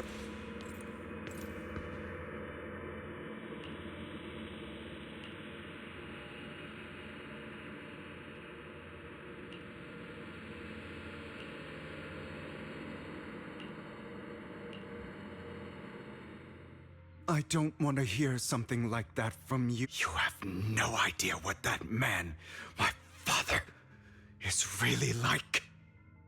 A person who stops at nothing for their own interests and ambitions. Just like what you're doing right now. And what do you think I'm doing this for? All of this was part of your plan. You knew where the Ravenlock family was going to be, so you set Mockingbird's target there. To seek revenge, you plotted to assassinate your own father, but he was too vigilant, and you failed. After almost being assassinated, your father was furious and locked everyone in the hall, but was unable to find the assassin. And what a coincidence that a hollow disaster just occurred in the vicinity.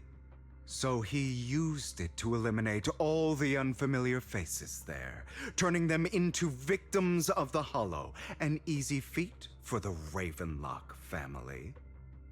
So, the one who killed innocents was my father, not me. You knew what choice an extremist like him would make, and you used the chaos to once again attempt an assassination. This time you succeeded. You killed your own father at the cost of innocent lives. Admit it, Hugo. You don't care about anyone else. The only thing you care about is your revenge. How is that any different from your father? Enough. I'm tired. I may hate him for betraying me, but he wouldn't say something like that. What? You aren't Lycon. You're the other me, hidden deep within my heart.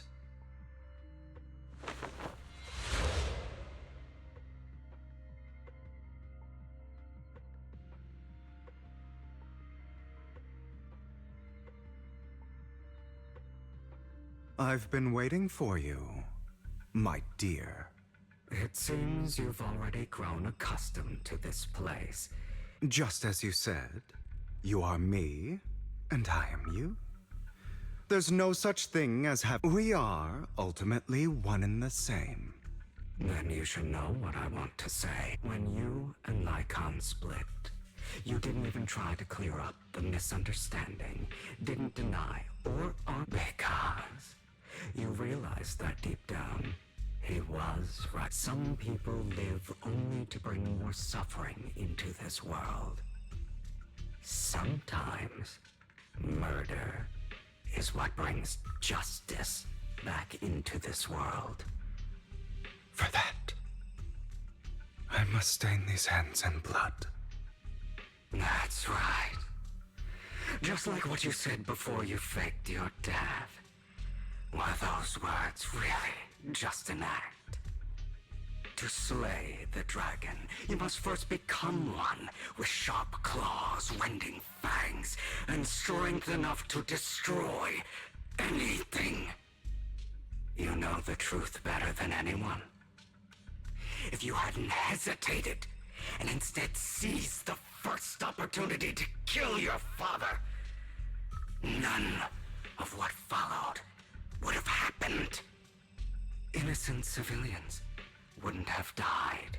Your partner wouldn't have lost an eye and both legs trying to save people. And Mockingbird would have never gotten to that point. You can save more people. Save good people. Save more lives than the evil ones you take. I've spent countless hours in regret over that incident. So why not submit to your true nature? You want to be the judge, jury, and executioner of this world. And you can. I wasn't responsible for Father's death. The true mastermind is my uncle, Hartman. His schemes to kill the head of the family were all so he could take control. Mockingbird was simply unlucky enough to get caught up in it. So, for a behemoth like the Ravenlock family, with its roots so deep, a single person's death, regardless of who that person is, wouldn't change anything. Of course, whether it's Tops, the Mayflower family, or even the entire world, it's actually all the same. I refuse to be dragged down by pointless hatred any longer. You foolish, stubborn idiot. Do you understand the power of hatred? Have we not come this far precisely because of it? Or are you going to follow Lycon and Jack's twisted logic? Come on. You don't actually trust anyone? Otherwise, why would you hide this whole scheme of faking your death from them?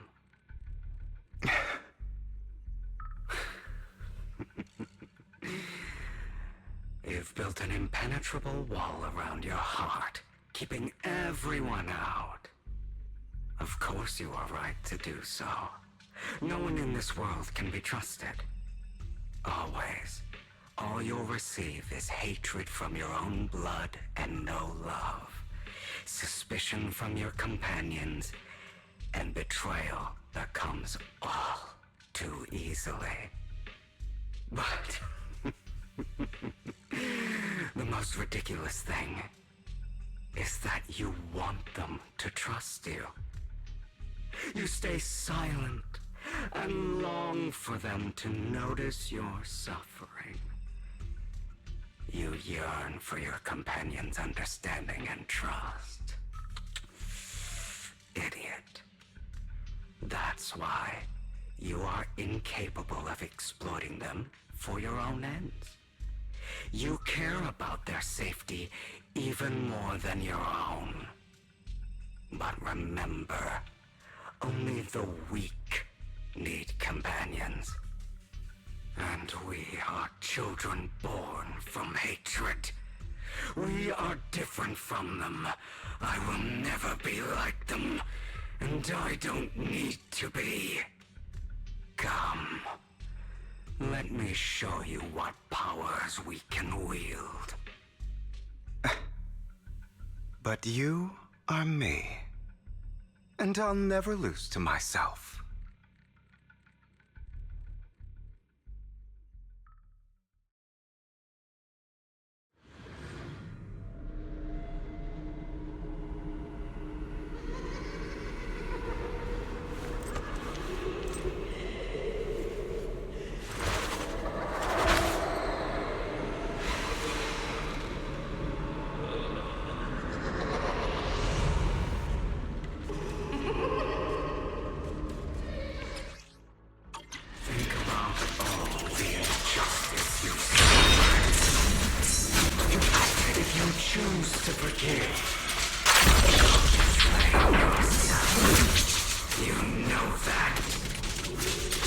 Letting you consume me would be the real betrayal to myself. mercy!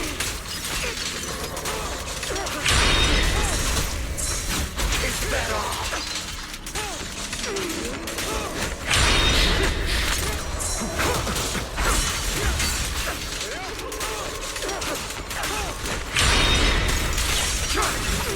You're just afraid to admit it.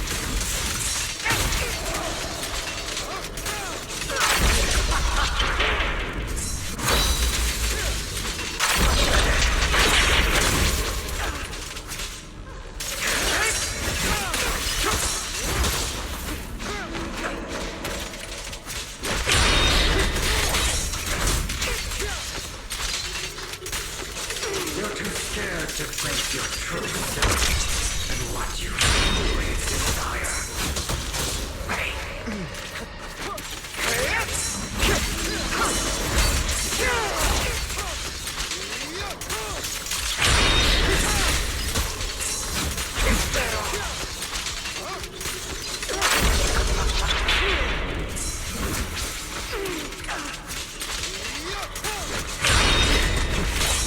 Let order and madness dance.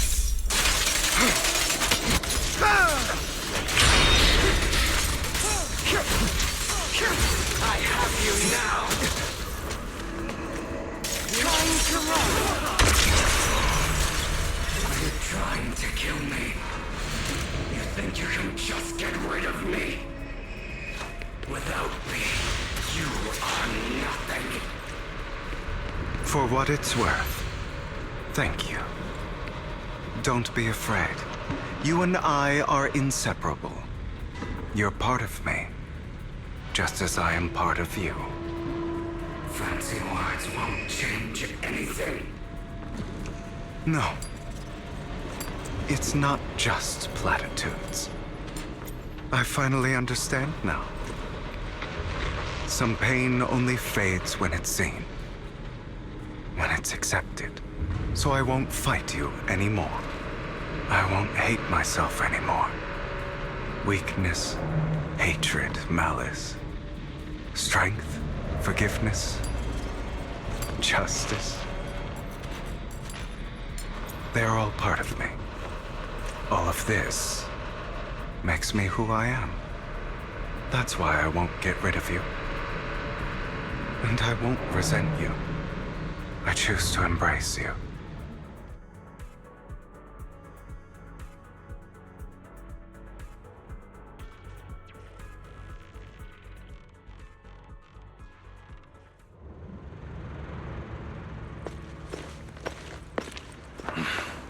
Hugo, it's time.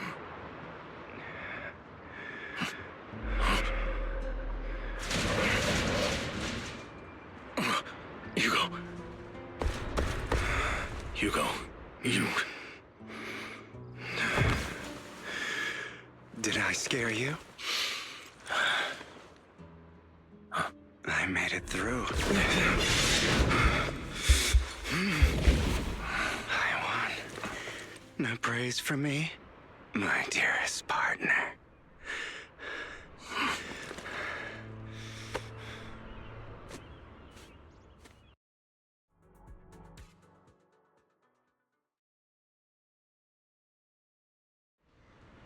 This is just like what I saw in my dream. Ah, my former partner. You're still as punctual as ever. Are you sure you're fully recovered? How about we fight, and I'll show you how recovered I am. I refuse to fight someone who is in need of medical attention. How thoughtful. I'm touched. Or perhaps is this simply part of Victoria Housekeeping's professional care? I'd rather you not starve to death.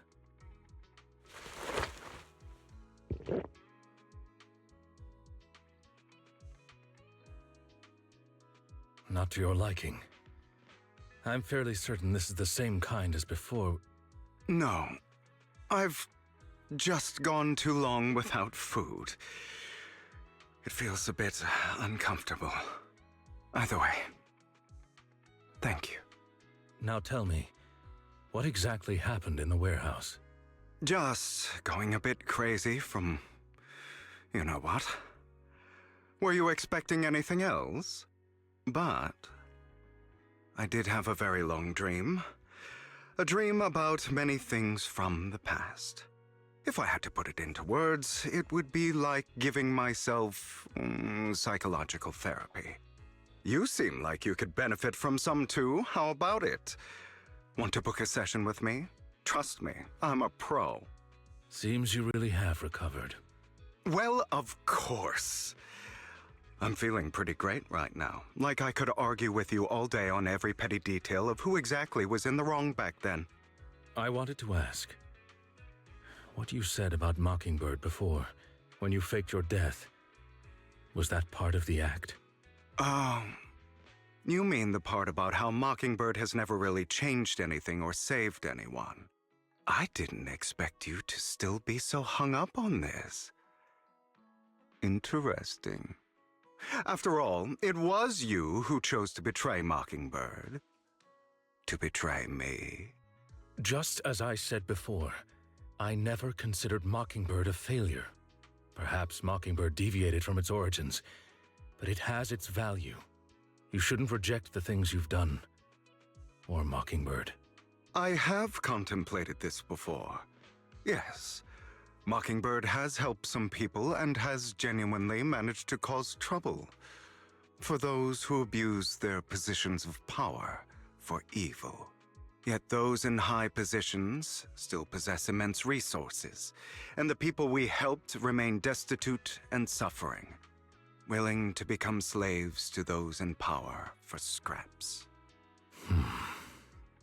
But just as you said, even if what we did was childishly idealistic and flawed, as little as we actually achieved, even the slightest change is by no means meaningless. Nothing holds more value to me than Mockingbird. All right, let's catch up later. I still have things to do and need to wrap up my plan. I thought you would rest up first. As much as I would prefer that. My dear uncle and the Exaltist fanatics likely would not give me such an opportunity. If all has gone to plan, the fish will have taken the bait already. And if everything goes very well, I'll soon have solid evidence of the Ravenlock family's crimes. Well then, thank you for your assistance, former partner. Let's part ways here. I'll go with you. Lycon, surely you don't think that because I just recovered, I'm too weak to deal with those useless fools. Hartman's actions will disturb the safety of New Eridu. As I serve the mayor, I should intervene. Very well, whatever. Let's go. And don't slow me down.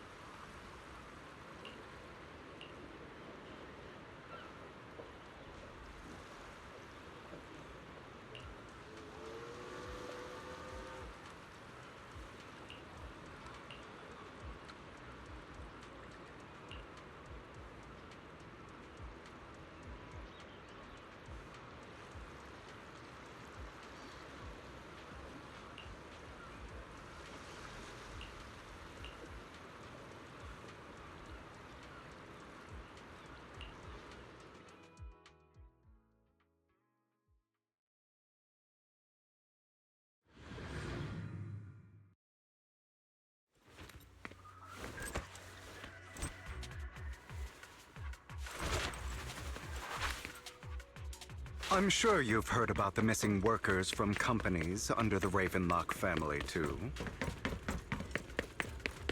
Those are Ravenlock's men. The workers with them are the victims who were tricked into going into the Hollow.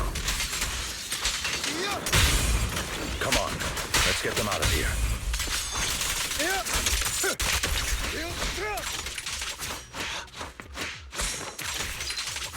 Freeze all evil!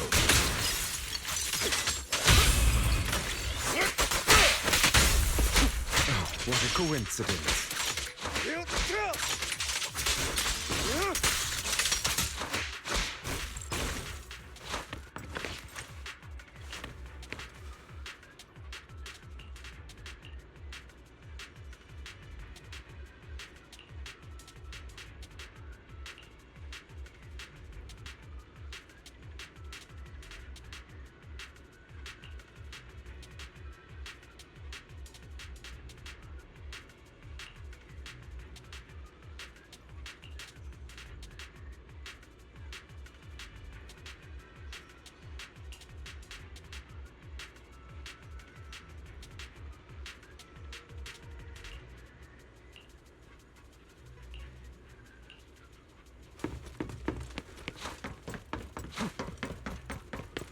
Bunch of nobodies. Annoying as hell. Kill them! You're welcome to try.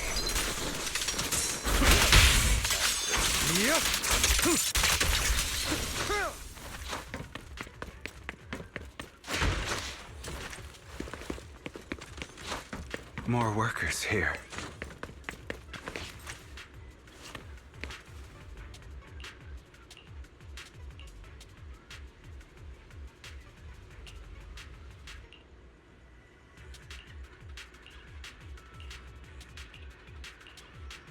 Is Hartman behind this, too? Of course. He threw them into the Hollow like offerings for the Exaltists. To him, those workers are just another resource, no different from the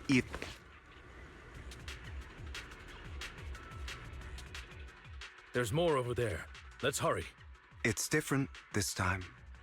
Don't rush in. I still need more direct evidence to ensure the plan is absolutely foolproof. The compensation you promised. It's all real, right? All we have to do is follow you into the Hollow for some simple tasks, and you'll give us a huge sum of dennies. It sounds real suspicious. Shut your trap. You keep yapping and asking questions. If this is all so suspicious, why were you so eager to... Because I don't have a choice. My daughter was previously caught in the Hollow disaster and suffered severe corruption. The treatment costs have completely drained our family's savings. So that's why... It's the same for me. A serious illness at a senior age. I need the money. Who would risk taking a job like this unless they were desperate? I'll do it. No matter how suspicious. As long as I can get paid, I'll do anything. Even risk my life! Wait, you people from the Ravenlock family, you're part of a big company in Tops. You wouldn't go back on your word, right? Don't worry, you'll get every denny you were promised. But before we start, you all need to take this medicine first.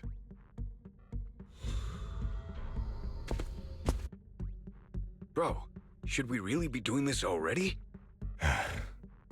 These workers keep talking. We're wasting time like this. And the sooner they take it, the sooner it'll be over. Consider it an early release for them. What? You didn't say anything about having to take pills before. Look, this is good stuff, all right? It'll increase your ether aptitude. There's tons of people who'd kill for something like this. Exactly! You'll be working in the Hollow for several hours. This is essential medication. You have to take it before we continue. If you refuse, then you can forget about the job. Of course, you won't receive the compensation either. Lycon, what are you doing? Rescuing those workers, of course. There's clearly something off about those pills. We can't let them take them. Now is not the right time. As I said, we need more evidence to ensure the plan works. And as I said many years ago, you can't exploit innocence to achieve your goal. So that's how you see it. If that's not what you want me to think, then explain everything to me. All right. It's a little complicated, but simply put, these workers will be fine. Of course, it's your choice to trust me or not. But if you try to rush in, I will stop you. I trust you.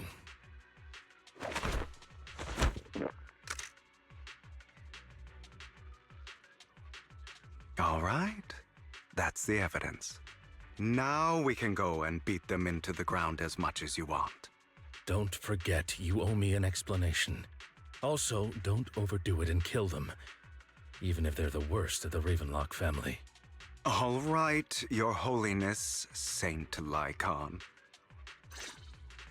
Who the hell are you? Why don't you take a guess? We're the ones here to stop you.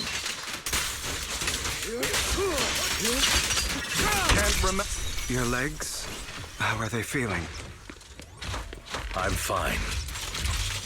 To be honest, I think I prefer the way you used to fight. You had a lot more aggression. I've merely learned to control my strength. When I need to be aggressive, I will be.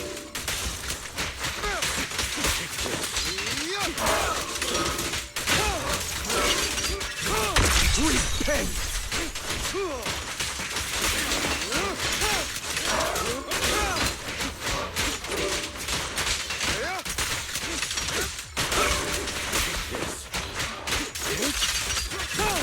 The end is nigh.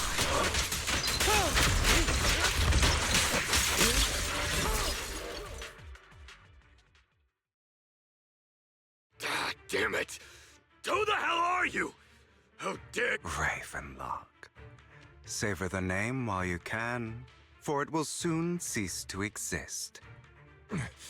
What's that supposed to mean? It means exactly what I said. I think this might be good for you. Sever your ties while you can. You still have a chance to walk your own path.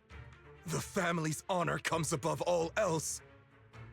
Is that really what you think? I saw the compassion on your face just now. You're not from the main family, right? That's why you were assigned to these trivial tasks. But in reality, there's no need for you to keep playing this boring game for them. I don't have a choice. From the moment I was born into the Ravenlock family, You always have a choice, if you're willing to act. All right, let's end the small talk here.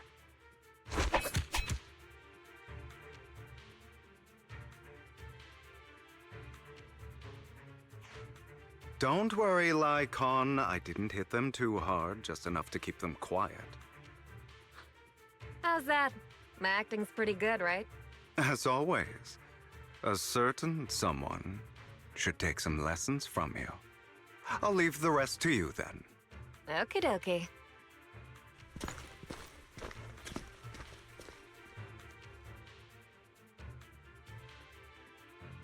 Okay, now can you tell me exactly what's going on here?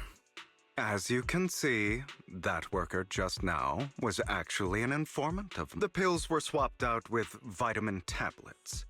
Outside of this batch, some workers have already taken the actual substance Hartman has. But rest assured, the antidote for it is already in development. I found the best in the field to help, and with the data I collected before, we should have results soon. I wanted to ask. The reason you decided to lock yourself in a room and endure the effects of the drug, besides getting evidence, it was also to collect data on this drug in order to create an antidote, correct? It seems you're not completely beyond hope. I thought you were just being stubborn. Sometimes I wonder if you know me at all. Then I have one last question. Why did you never tell me any of this back then? The truth is, I heard everything. That entire conversation between you and Jack. Before he passed away in that small attic. When Jack called you aside and gave you those warnings. When he told me you might go down the wrong path? That's right. You never said anything. What would I even do? Scream and rage over your suspicions, or get on my knees and beg for you to trust me? You know there's no way I'd allow myself to do such a thing. Besides, back then, even I was confused about myself. Jack, he... It's all in the past. You don't need to explain anything to me. Enough. We should get going. If we're going to reminisce over the past, we should find a more suitable location. Nikon? That incident back then. I didn't do it. It was a scheme Hartman devised to take over the family. It was Hartman who killed my father, too. I only discovered the truth long after the fact. I did indeed attack my father, and I thought he was dead.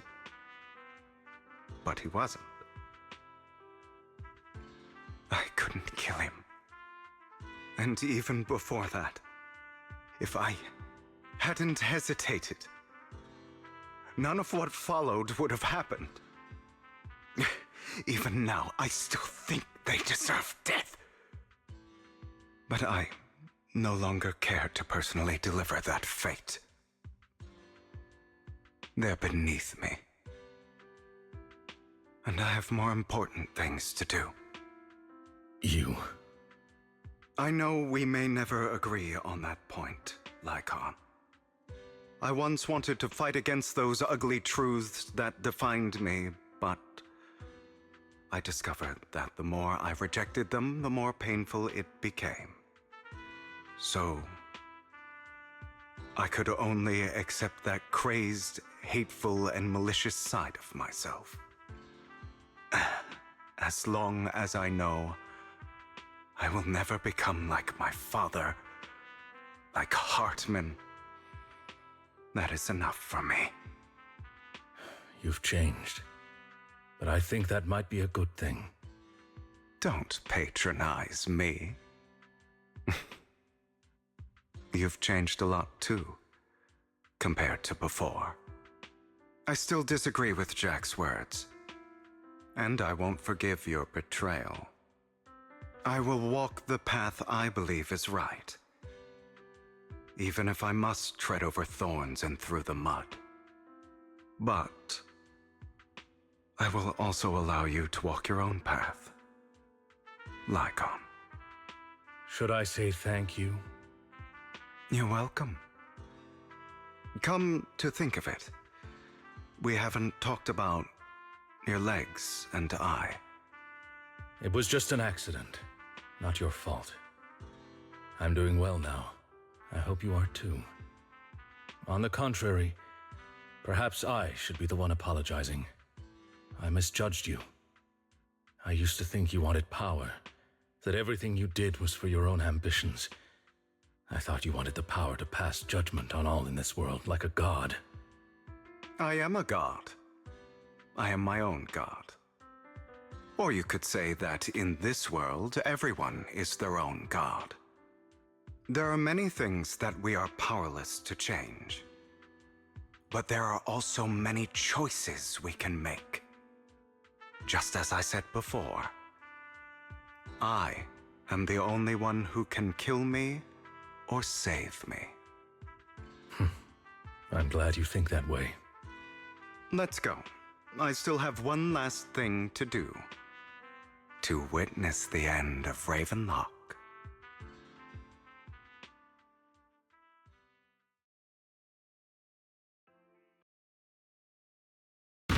really think you can take my place if I die? Never, you filthy bastard! Your little tricks mean nothing. As long as the Ravenlock family stands, I can still get back on my feet. You still don't get it, do you? This was never about avenging my father. And I don't care about taking your place. I didn't come this far just to kill you. That'd be pathetic. Right on cue. Why don't you take a look at this, Uncle? On behalf of TOPS, I'd like to clarify that we had no involvement in the Ravenlock family's actions. TOPS is officially terminating all partnerships with the Ravenlock family, effective immediately. We will have no further affiliation with them. Are you crazy? What the hell do you get out of ruining the Ravenlocks? You want to be a petty thief forever? Thief? Oh, Uncle. Allow me to reintroduce myself. I'm the name people whisper about. The one who robs the rich and gives to the poor. I'm the master con artist who can fool anyone, anytime. I'm the leader of Mockingbird. The one who turns every headline into my own stage. I have friends who'd catch me if I fall, partners who'd shed tears for me, and allies who always have my back. I am Hugo Vlad. You're the one who needs the Ravenlock name. I never did. You ungrateful bastard! You should have never been born. You flatter me. Same goes for you, Uncle.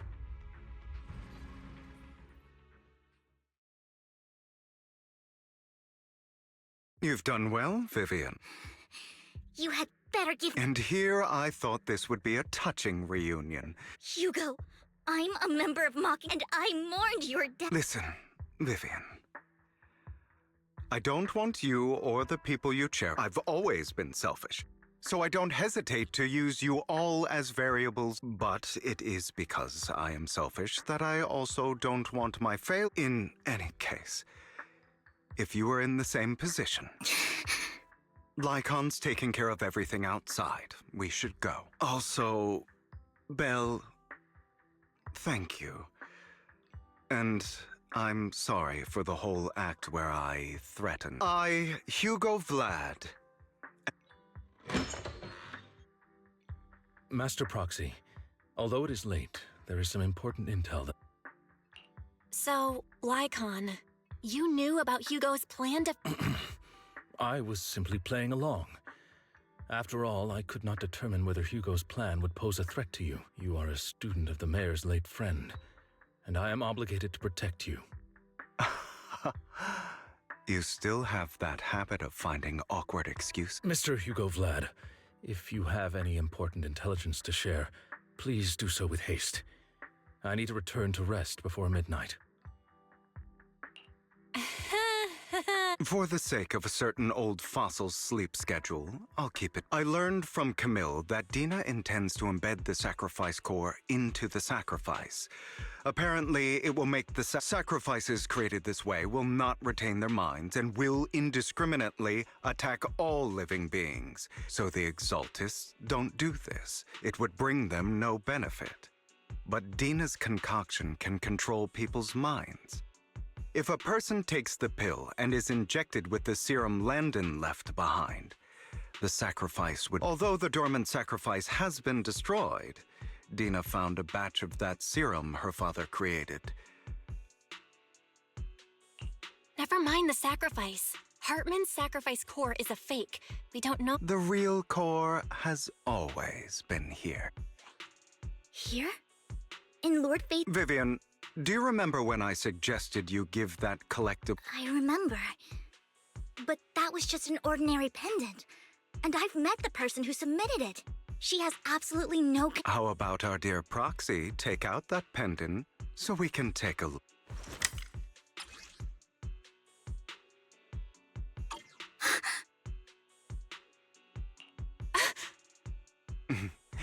I'll take your surprise.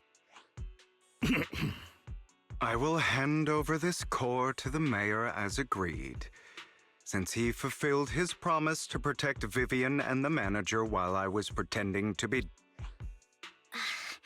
No wonder the mayor would promote rhetoric favorable to Mockingbird.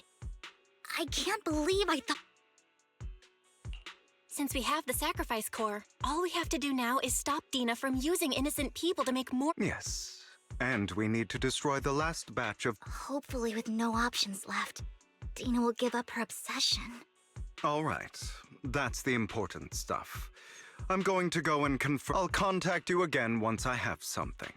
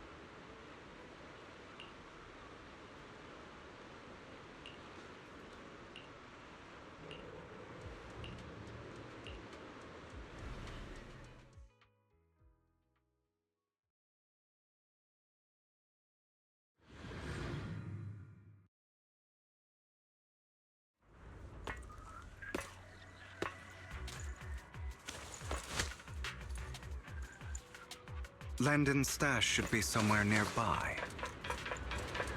I did some digging. Some of the missing workers were brought here too. Dina's getting ready to make her move. Don't worry, we'll clear them out.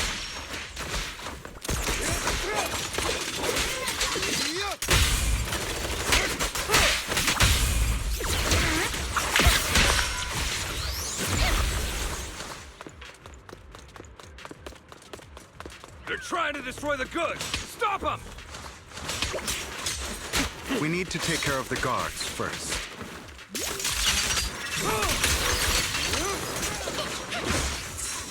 Understood.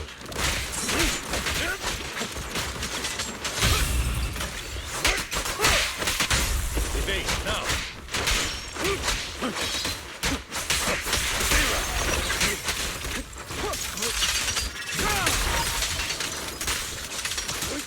Some of the serum is stored in this warehouse. You're not taking anything from here. Hugo, get the guards first.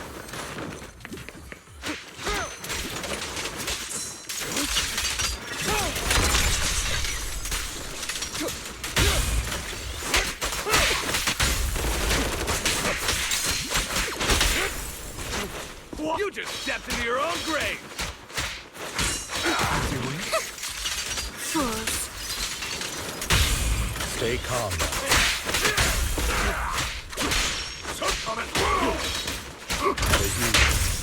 Eliminate any obstacles!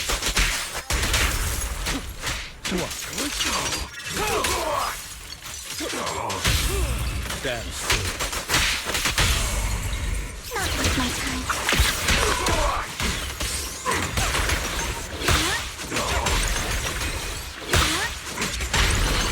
Who dares get between me and Lord Satan?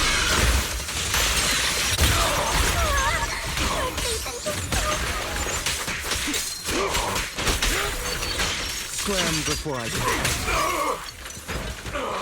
Out of my way!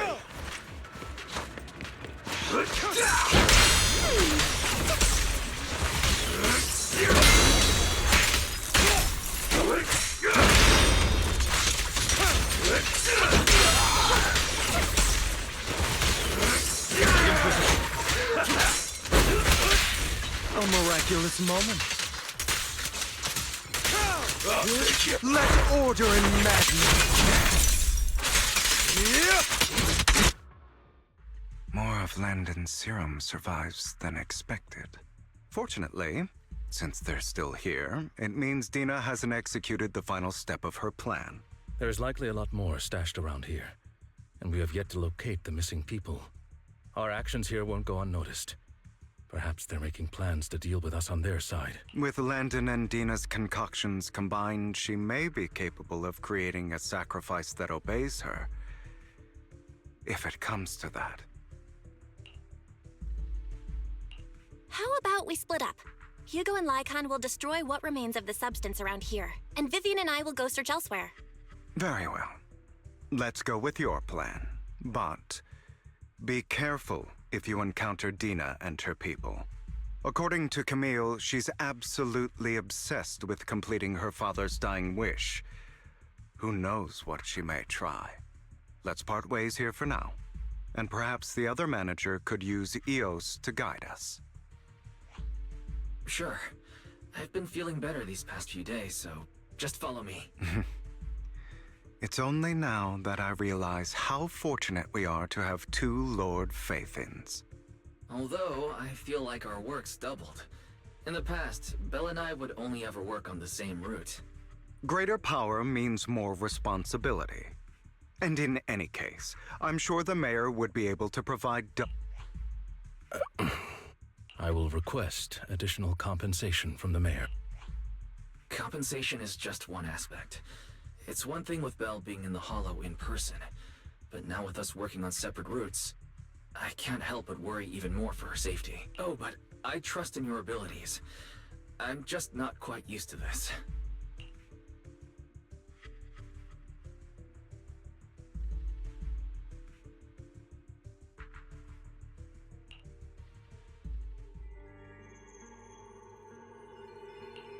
This is the future I saw. Lord Pathan. I'm sorry this time. I will make sure the future. I don't want to bring you misfortune. That's all I wish.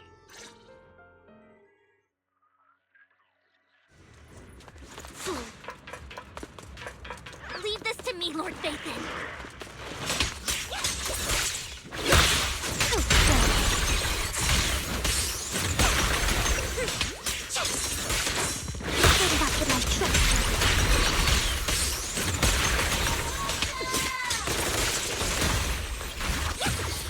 Don't touch me. Lord Pathan, there might be more serum here. How dare you steal from Lady Dina! I'll try to go easy on you. No promises.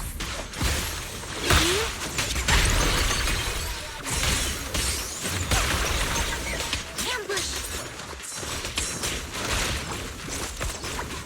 Don't touch me. There are containers by the fissure. There's got to be something in...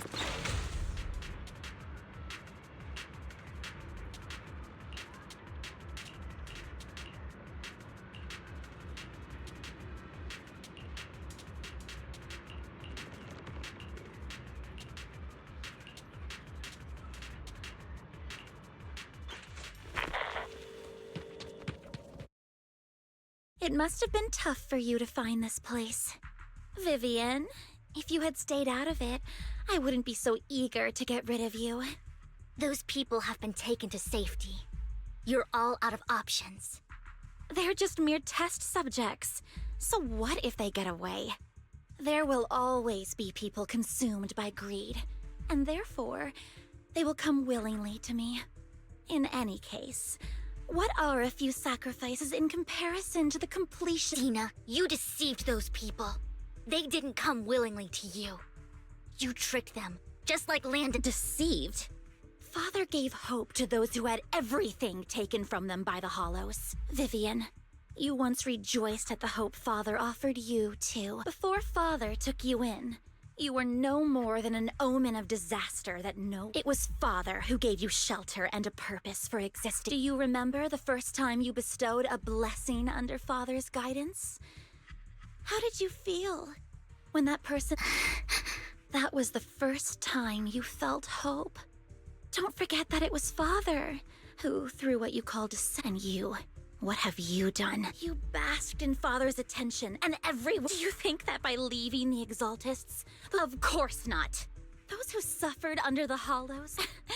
Do you really? In the end, you're just an ungrateful brat who brings misfortune. Not everyone wants to live in false hope. You say it's because of greed that people will. Perhaps those people aren't entirely virtuous. But that greed is just wanting to live a better life. What you and Landon have done was never about giving. Stop lying to yourself. Deep down, you know. Back then, when Landon wanted to inject you with the serum, the fear in your face was as plain as day. I saw it all clearly. If all of this is as righteous as you claim, then why don't look at me with such Father did nothing wrong. All of this is to make something of the Hollows other than disaster.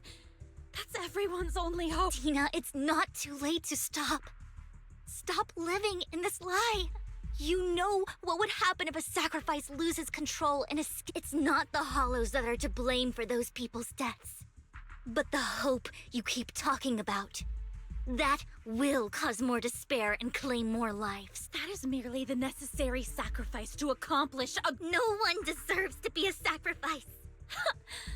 Your hypocritical magnanimity— I can always go and get more test subjects if they've escaped.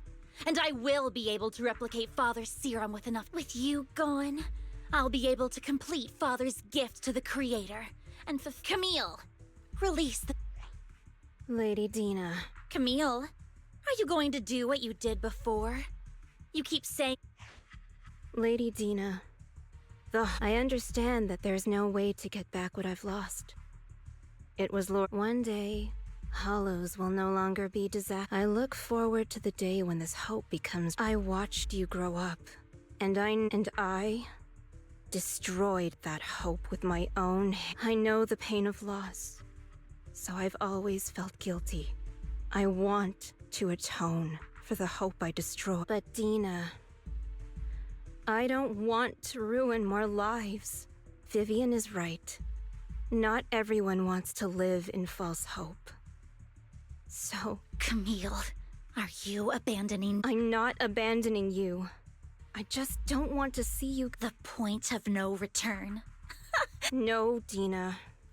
You can still— I'll be your way back.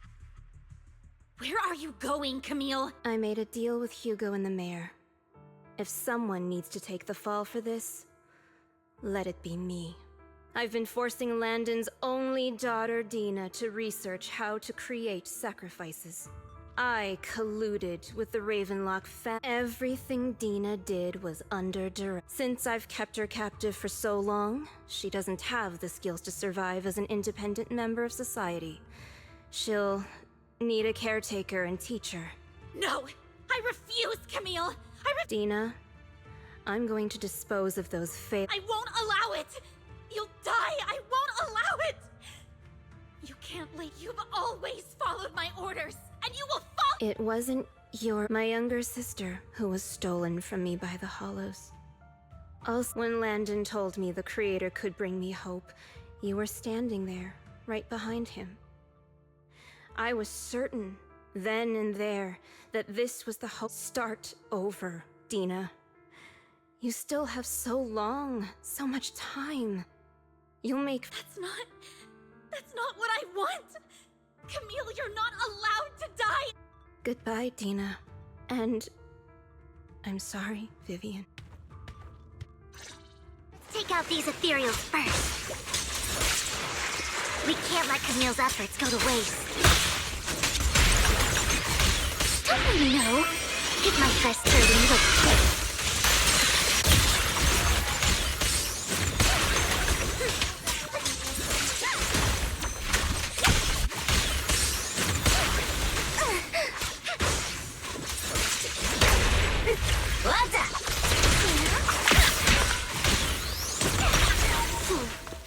Don't touch me. Let's go after Dina, Lord Phaethon.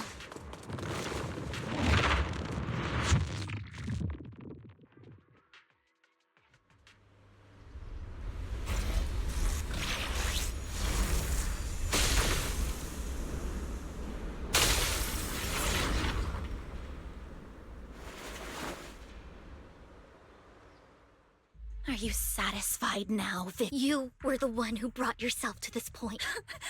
You're saying this is all my fault. I wish you had never come. At first, when Father brought you home, there are so many Exaltists. Yet Father never allowed me to get too close with it. But when Father brought you back, he told me to take good care of you. I was also so happy the first time you took my place because it meant you were different from all those other people. You could stay with, but soon I grew jealous. You took the attention that It's only because of my ability that Landon... I know, but Vivian, of course. The same. I was terrified that one day you would look at me and shed tears. I knew if that day ever came, Father would not hesitate to force the blessing upon me. And when that day did come, I hated you for causing my father's death. Tina, you knew everything about what happened back then, so... why are you still defending Landon? And why didn't you tell me back then? If I had known earlier, maybe I could have found a way. Because it's the only thing that makes me more special than you, no? It proves I had Father's trust. I was more useful. Vivian, you said you wandered without a home. Ever since you were happy to gain recognition from everyone and help, but in the end, you discovered you were being used. So you felt betrayed. Then, what about me? All I ever had. I've never known a life outside of the Exaltists. Ever since I was young, my only purpose was to help Father select who was to... The only purpose I had was my father and the Exaltists. I've never been taught anything else. It is what little value I have. In the end, you took even that from me. You think you're doing good and fighting evil. You've only... But have you ever wondered if maybe that's all? I never wanted to hurt you. You were also my first friend. And that's why I wanted to save you back... Save me? Why don't you understand? To me, lost... Tina, you can start over. Everything Camille did was so you could... Let's leave the Hollow together. There are so many amazing places in New Eridu. This time, I'll take care of you. I've also... Okay, Tina? Vivian, I can't forgive you. And I have nothing left. If what little hatred I do still harbor were taken, I won't apologize.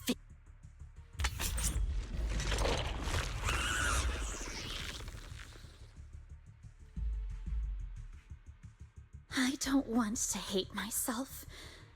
So I can only hate you for killing my father. That's just the kind of person I am. Hateful and despicable. I refuse to owe anyone... Vivian, I will keep hating you.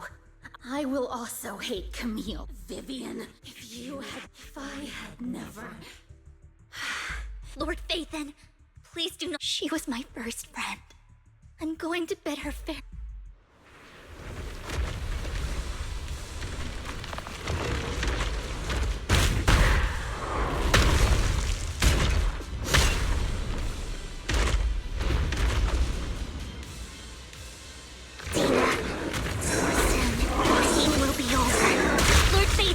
Don't come any closer!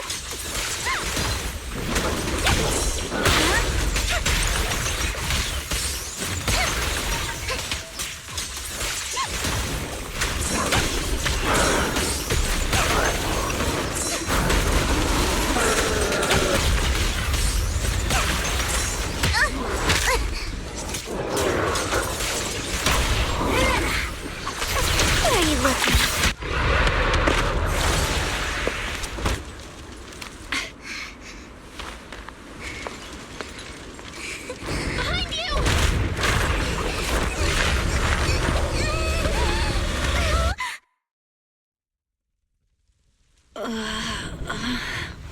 happened? What the?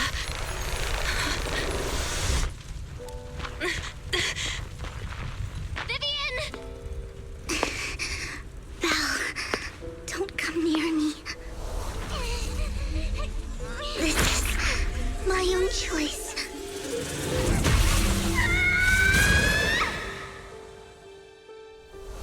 I will change the fate I saw.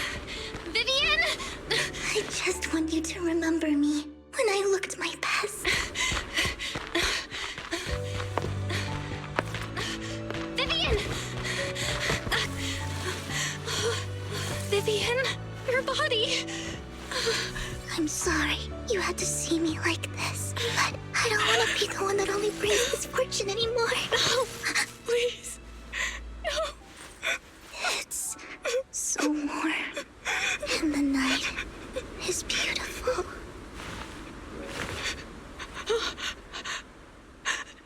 Vivian?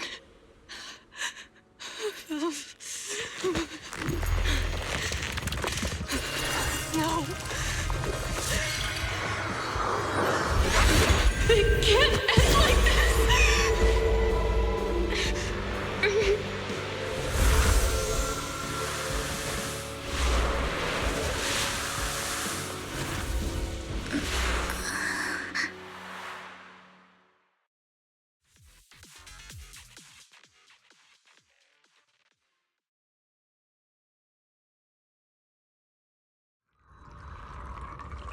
Belle, you're scared. Belle, I'm so glad you're awake. What happened? I remember Vivian and I... Wait. Hugo and Lycon brought you out of the hollow. You were in a coma and... You said Vivian used the serum on herself? But she looked fine to me, barring a couple of scratches. Hugo sent a message earlier saying he got her checked out. Can you... The situation was dire, so Vivian used the serum on herself to defeat the ethereals. I saw the crystals, and then I can't describe it. But I think I saw something. At the time, all I was thinking about was wanting to remove the crystals from Vivian. I don't even know what I did. But then I passed out, I guess. What happened after that? When I led Hugo and Lycon there, it was just you and Vivian lying on the ground. We didn't see anything else. Never mind that for now. Belle, do you feel any discomfort? Just a bit dizzy. For tonight, just get some rest. Hugo and Vivian said they'll come over tomorrow, so we'll discuss everything then. Okay. Good night, then.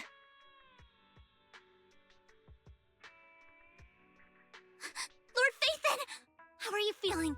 No headaches? Leg pain?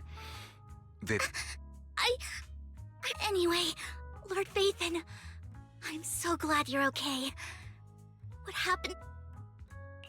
You only became an ethereal to defeat Dina. If it weren't for you, neither of us would have made it out alive. So, what happened? Belle said she saw the crystallization process start, but I didn't see anything through Eos. Hugo, Lycon, did either of you guys see anything strange? Allow me to explain. Miss Vivian told us what happened after she awoke, and the mayor arranged a full medical checkup for her. Based on the results, Miss Vivian indeed shows mild corruption sequelae. But if the crystallization process had already started, the lingering effects should be far more. To be precise, if the process had already reached the point of mass surface crystallization, it should have taken no time at all to become an ethereal. So, the mayor theorizes that it was the etheric energy within Master Proxy's body that affected Vivian's condition and the surrounding etheric particles, causing Essentially, corruption is a reaction between the etheric particles inside the body and in the surrounding environment. Therefore, it's not necessarily irreversible, just that currently our mainstream method of defense is prevention. How come I didn't know I had this ability? How's it even possible for me to influence other people's etheric particles? That makes it sound like I can manipulate etheric energy at will. Master Proxy, you are special. This is a gift your teacher left you. Our teacher? So this has to do with her? I don't know all the details, so I cannot explain everything to you. My apologies. However, Miss Yixuan might be able to answer some of your questions. She will visit you sometime soon, so please feel free to ask her any... She has quite an eccentric personality. If she causes trouble, can I file a complaint about her deed? Master Proxy, you have always been a people person. That just makes me more worried. In any case, the mayor has asked me to give everyone his most sincere gratitude. Unfortunately, the mayor could not come personally, but has promised everyone a favor. Provided it's within his means, he will offer his There is no time limit on this favor. Unconditional, What if If that is what you desire, then the mayor and his subordinates will be first in line to vote for you in the next election. As for the other votes, you'll have to work for them on your own. But should you assume office, I hope you take full responsibility for handling all day-to-day matters and lead by example. By sheer happenstance, the mayor has provided you with a copy of his current assignment, the City Waste Sorting and Processing proposal. Oh. Well... The mayor imagined, you might ask. I have prepared all the necessary documents, and the ceremony expenses will be covered by the mayor as a gift. As long as Master Proxy agrees, but this matter requires mutual consent, and cannot involve coercion, confinement, or one party's lack of Stop! I would never do that! At least not today. As for you, Master Proxies, the mayor has some sense of what he hopes you might speak with Miss Yixuan first before you decide the timing of that favor.